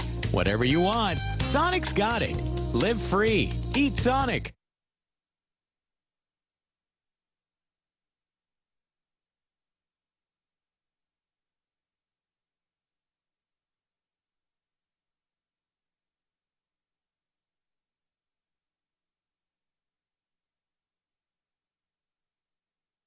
I'm Andrew Marsh. It's time for a Sports Center update brought to you by Saliga Heating and Cooling. We'll have Blues pregame for you right after the show, starting at 6 o'clock as the Blues take on the San Jose Sharks. Puck drop will be at 7. You'll hear Chris Kerber on the call. We talked with him earlier today. If you missed that interview or anything from today's show, make sure you go to 101ESPN.com or check out the free Schaefer Door Company 101 ESPN mobile app. Just head to the podcast page, and you'll find all of our interviews and full shows there, and it's all brought to you by Dobbs Tire and Auto Centers. We have our biggest question of the day coming up next. I'm Andrew Marsh, and this Sports Center update is brought to you by Saliga Heating and Cooling, an independent American Standard heating and air conditioning dealer. You're in the...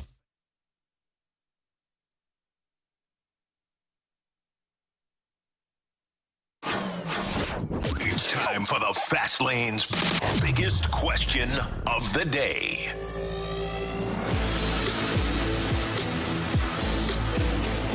Time for the biggest question of the day here in the Fast Lane on 101 ESPN with Kerry Davis. I'm Anthony Stalter. Here is Andrew Marsh. All right, so we had someone text in about Nolan Arenado, and we were talking about him not too long ago. But, you know, when it comes to Nolan Arenado, this team, they had 83 wins last year. Wouldn't you think that he could stay, play better, and then try and help this team get to the playoffs, you know, if they're only a few wins shy of a wild card spot? Yeah. Or ultimately, is this more on the Cardinals? Hey, you know what? We approached you. We know you're probably not going to love this situation. We're trying to get rid of money. This is more so on the Cardinals than it is Nolan Arenado. Like, what is your opinion on that? I probably fall in the latter category there, Marsh, what you just described, where they acquire him from Colorado. They knew the circumstances when they acquired him from Colorado that he wanted out because he felt as though the front office lied to him. And the Cardinals, thus far since acquiring him, have tried to be a contender. Now, you know, we can kind of parcel out whether or not they tried enough and all that, but the bottom line is it's not like they acquired him and did what the Rockies did, would just kind of kick their feet up after he signed the big contract.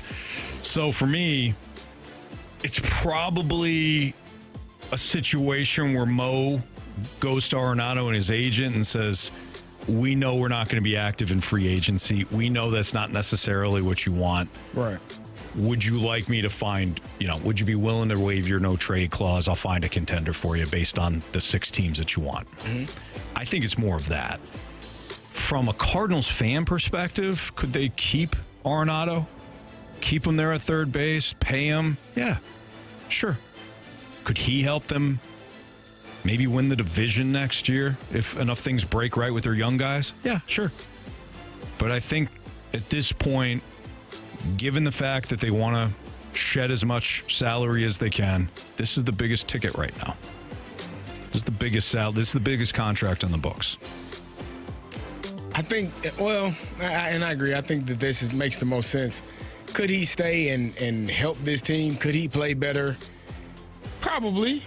But what's around him? Is the team going to be better this year? Do you think that the 2025 team will be better than the 2024 team? If he's back on the roster that we believe is coming back for 2025. I think there's more room for upside, but that's only because of the young players. Okay. Because of the unknown, though. Absolutely. Because I fully admit that. Right. Yeah. You knew what you were getting. You had a very good idea what you were getting from Lance Lynn, what you were getting from Kyle Gibson. Right. Like, you kind of had an understanding of what to expect. Yeah, Kyle Gibson, you knew. Steady. He could have a good season. Yes. Was he going to have an unbelievable season? No, there was no chance. So, but you don't know with some of these younger players what their ceiling is. Right. Which, I mean, it could go one way or the other. So if I'm him, I'm probably like, yeah, it's probably time to move on. Yeah, it's time. You let Paul Goldschmidt walk like he's gone. You're not bringing him back. Okay, thank you. I read that Cleveland decided to trade Andres Jimenez to Toronto in part because he's been a declining offensive player. Mm-hmm. And they felt, based on the reports that I read, they felt as though that if he had another down season offensively, he was going to be harder to trade a year from now. Yeah. Why can't we apply that same logic to Arenado? You should. I think it only gets more difficult to trade him each year that passes. Right. And the reality is, even if he has, let's say, a rebound season next year offensively, this is still a player in decline. It is what it is. Yep. He's not 36, 37 where he's washed, but he is in decline offensively. The power numbers continue to dip. The third base, the defense at third base is still well above average, but it's not Gold Glove caliber. It hasn't been now for 2 years. Now's the time to move on. And it seems like Arenado is open to that. So that's kind of where I'm at on the Nolan Arenado Cardinals, question of whether or not they could keep him. Yeah, absolutely. But it makes more sense to deal him now than a year from now. It makes more sense to deal him now than 2 years from now or carry out the contract. It's over. This era, unfortunately, is over. It's the chapter needs to come to a close. Yeah. And the Cardinals are moving forward here in a new direction. Hey, you can join the morning after crew at the all-new Hot Shots on Lindbergh for a TMA Christmas party tonight, December 12th from 7 to 9, featuring Santa Doug giving out presents every 10 minutes, like Blues tickets, signed Blues pucks, concert tickets, including Post Malone and Jelly Roll, Kendrick Lamar and SZA, Jack White, Disturbed, Linkin Park, and more. Hot Shots will also have a TMA holiday theme menu with shot and drink specials throughout the night. Also, please bring a new and unwrapped toy for Annie's Hope. You can go celebrate the holidays with TMA at the brand new Hot Shots on Lindbergh tonight, December 12th, starting at 7 o'clock. It's Fastlane on 101 ESPN. Bet the board, 3 stars of the day. Criticisms and compliments ahead of Blues Sharks pregame at 6. That's all next on 101 ESPN.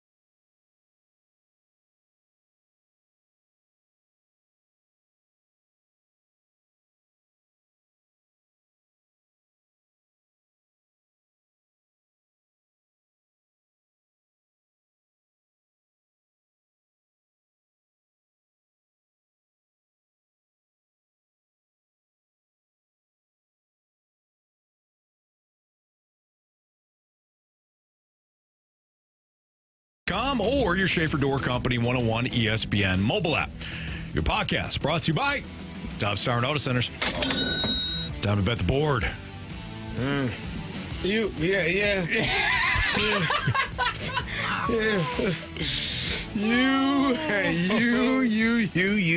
Can we explain to the listeners what occurred yesterday during the show and then what occurred last night? So, Anthony is not really a basketball. An NBA, Golden State Warriors. It's not his team. He doesn't care. He's a UConn Husky college basketball. Yeah. He doesn't care about At least in the tournament. So I had my pick ready. Unfortunately, Anthony got to go before me, and what did he do?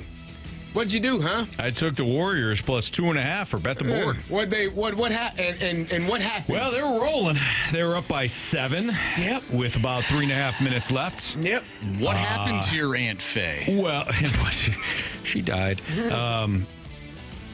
Yeah, I took the 2.5, and Carey was going to be angry with me, and he was going to take the Rockets. And I said, Carey, why don't you just take them on the money line? They'll win. And they were up by 7 and lost by 1. So they lost, yet still covered. Yeah, it's still covered. So Carey, that was a... The best thing that could have happened was they lose by 3. For me, if they were going to lose. Yeah, just so you felt better about it. Yeah, if they're going to lose, I see what you're saying. Yeah. We both lost. But we didn't. You won. I won. Yeah. I thought, hey, we both win. So Carey is 0-2 with the spite. Yes. I should have been more spiteful, though. Yeah, but if you went Rockets, well, I guess your dad would. Maybe you could have taken them on the money line. The Rockets. No, I would have lost it. Well, yeah, I was going to take them on the money line. Yeah. Yeah. I'm going to take them plus. DLW 1904. That turtle was sick. Damn right it was. Yeah. Yep. Okay, so Marsh, without further ado. Yes. Now that Carey took the L last night. Thank you. Yes. The standings. Yes. Anthony, you, myself, and Jamie are all tied at 6 points. Carey has 4 points. Okay. All right. That bad. Could have had 5. But Okay. Right there. Warriors had to let you down. Yeah. Not me, but the Warriors. Nah, you. Okay.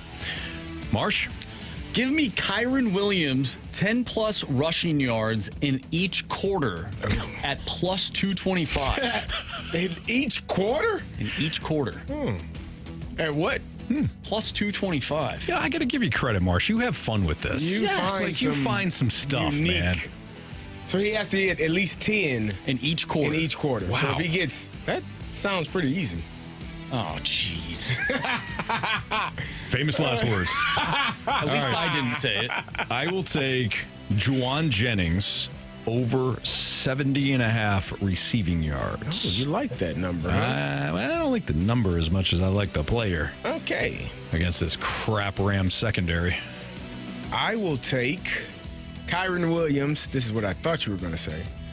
Plus 10.5 receiving yards. It's going to go over. Minus 108. There you go. And Jamie took the Montreal Canadiens. It worked for him on the 9th, and he's going to do it again against the Pittsburgh Penguins. Penguins going to the Stanley Cup? Stanley Cup. Here we go. Yeah. All right. There you go. There's our bet the board selections. So, Marsh, if you would, do you have some criticisms and or compliments for us? No, not really. People must hate us. All right, sounds good. Yeah. Good. Well, it's a criticism. They didn't criticize either, so that's tough. You know? Yeah. We're somewhere. Oh, here we go. The Water Boys always got something for us. Okay. Just a friendly reminder, I think Rivers is still owed some shots to the buttocks. Also, tomorrow is Friday. Can't wait to hear the Gridiron guys talking about the upcoming NFL playoffs. Yeah, you'll hear it from 2 to 6. Yeah. We should get into the studio tomorrow. Do a Gridiron guys. What time? I don't know. What time you thinking? 12:30. You know what? Can you make it? If you text me at noon and say you are on your way to the station, you'll do it. I'll do it. Okay. All right. If you text me at 12:15, No go. It's probably not going to happen. Okay. Waterboy, damn you. You have done it. Damn you, Scuba Steve. Well, maybe Waterboy's just psyched up. He hears the promos. There are promos. There are. We did get a text from the 314 Class Act, taking that question, the one that we had in the Sports Six-Pack, for a listener and then being willing to open up on air for them. Love listening to you guys. Seem like down-to-earth people. I respect what you did there. Oh, well, yeah, thanks. Well, that took a lot of, it took a lot of stones to even send that in and talk about losing a loved one this week. So, yeah absolutely. Hey, man, in all seriousness, we joke around a lot and all that, but we do view our show as an opportunity to invite everybody in. We don't shy away from stuff in our personal lives. Right. This stuff that we, of course, want to bring on air, and we try to be as sincere as possible when we do that, and because we know you do too as a listener. So, yeah, we love you guys. We do. We love you. You.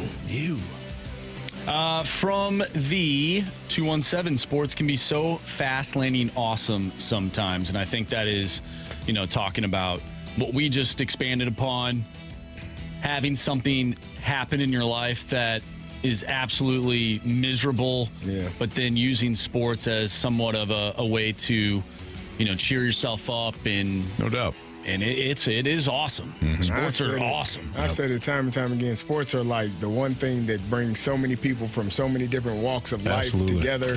Yep. Like, you got so many different people with different thoughts and ideologies, but they all love one specific sports team or one sport in general, and you can bond over it. So I think sports are the best thing ever. I hate your face. Well, you're a Steeler fan? He's with me. You cool. He's good. Yeah. From the 314, you all suck. Yes. At being hated. We love you guys. Oh, you got us. You got us with that. Oh, man. You want it to be, we feed off of the negative energy. We're like Jordan in the documentary where he said, and I took that personally. And we make it up, too. Yeah. If you got The Last Dance. The Last Dance. Yeah, I took that personally. Yeah. And then you come into the studio, like the water boy been kind of goading us to. I feel like he's been inspiring us. You think? Yeah. He's like, that new Gridiron Guys episode is hilarious. You got to check it out. Oh, Where is it, water boy? We haven't seen it. What are you going to do? All right, guys, 3 stars of the day. 3rd star of the day goes out to Brad Keller. Brad Keller. Yeah. Pitcher for the Royals. Yes. Yeah, not going to be traded by the Pittsburgh Pirates. No, it's impossible. 2nd star of the day goes to balancing your checkbook. Yeah. In line. In line. Yes. With everybody else behind you. 1st star of the day, we just touched on it, but, to all of those who have lost somebody, especially due to cancer, Blues Stand Up to Cancer night at the Enterprise Center. So to all of those who have lost a loved one, 1st star of the day. Yeah, absolutely. I'd be remiss if I didn't throw a shout out to our guy Chris Duncan as well. Yes. Yep. Rest in peace, my brother. Have a great show today. Appreciate everybody listening, being tuned in. Shout out one more time to the Snake Pit and all you listeners. Thank you. Have a safe night. We'll see you tomorrow. For Andrew Marsh, for Kerry Davis, for Jamie Rivers, I'm Anthony Stalter. Blue Sharks pregame now. See you.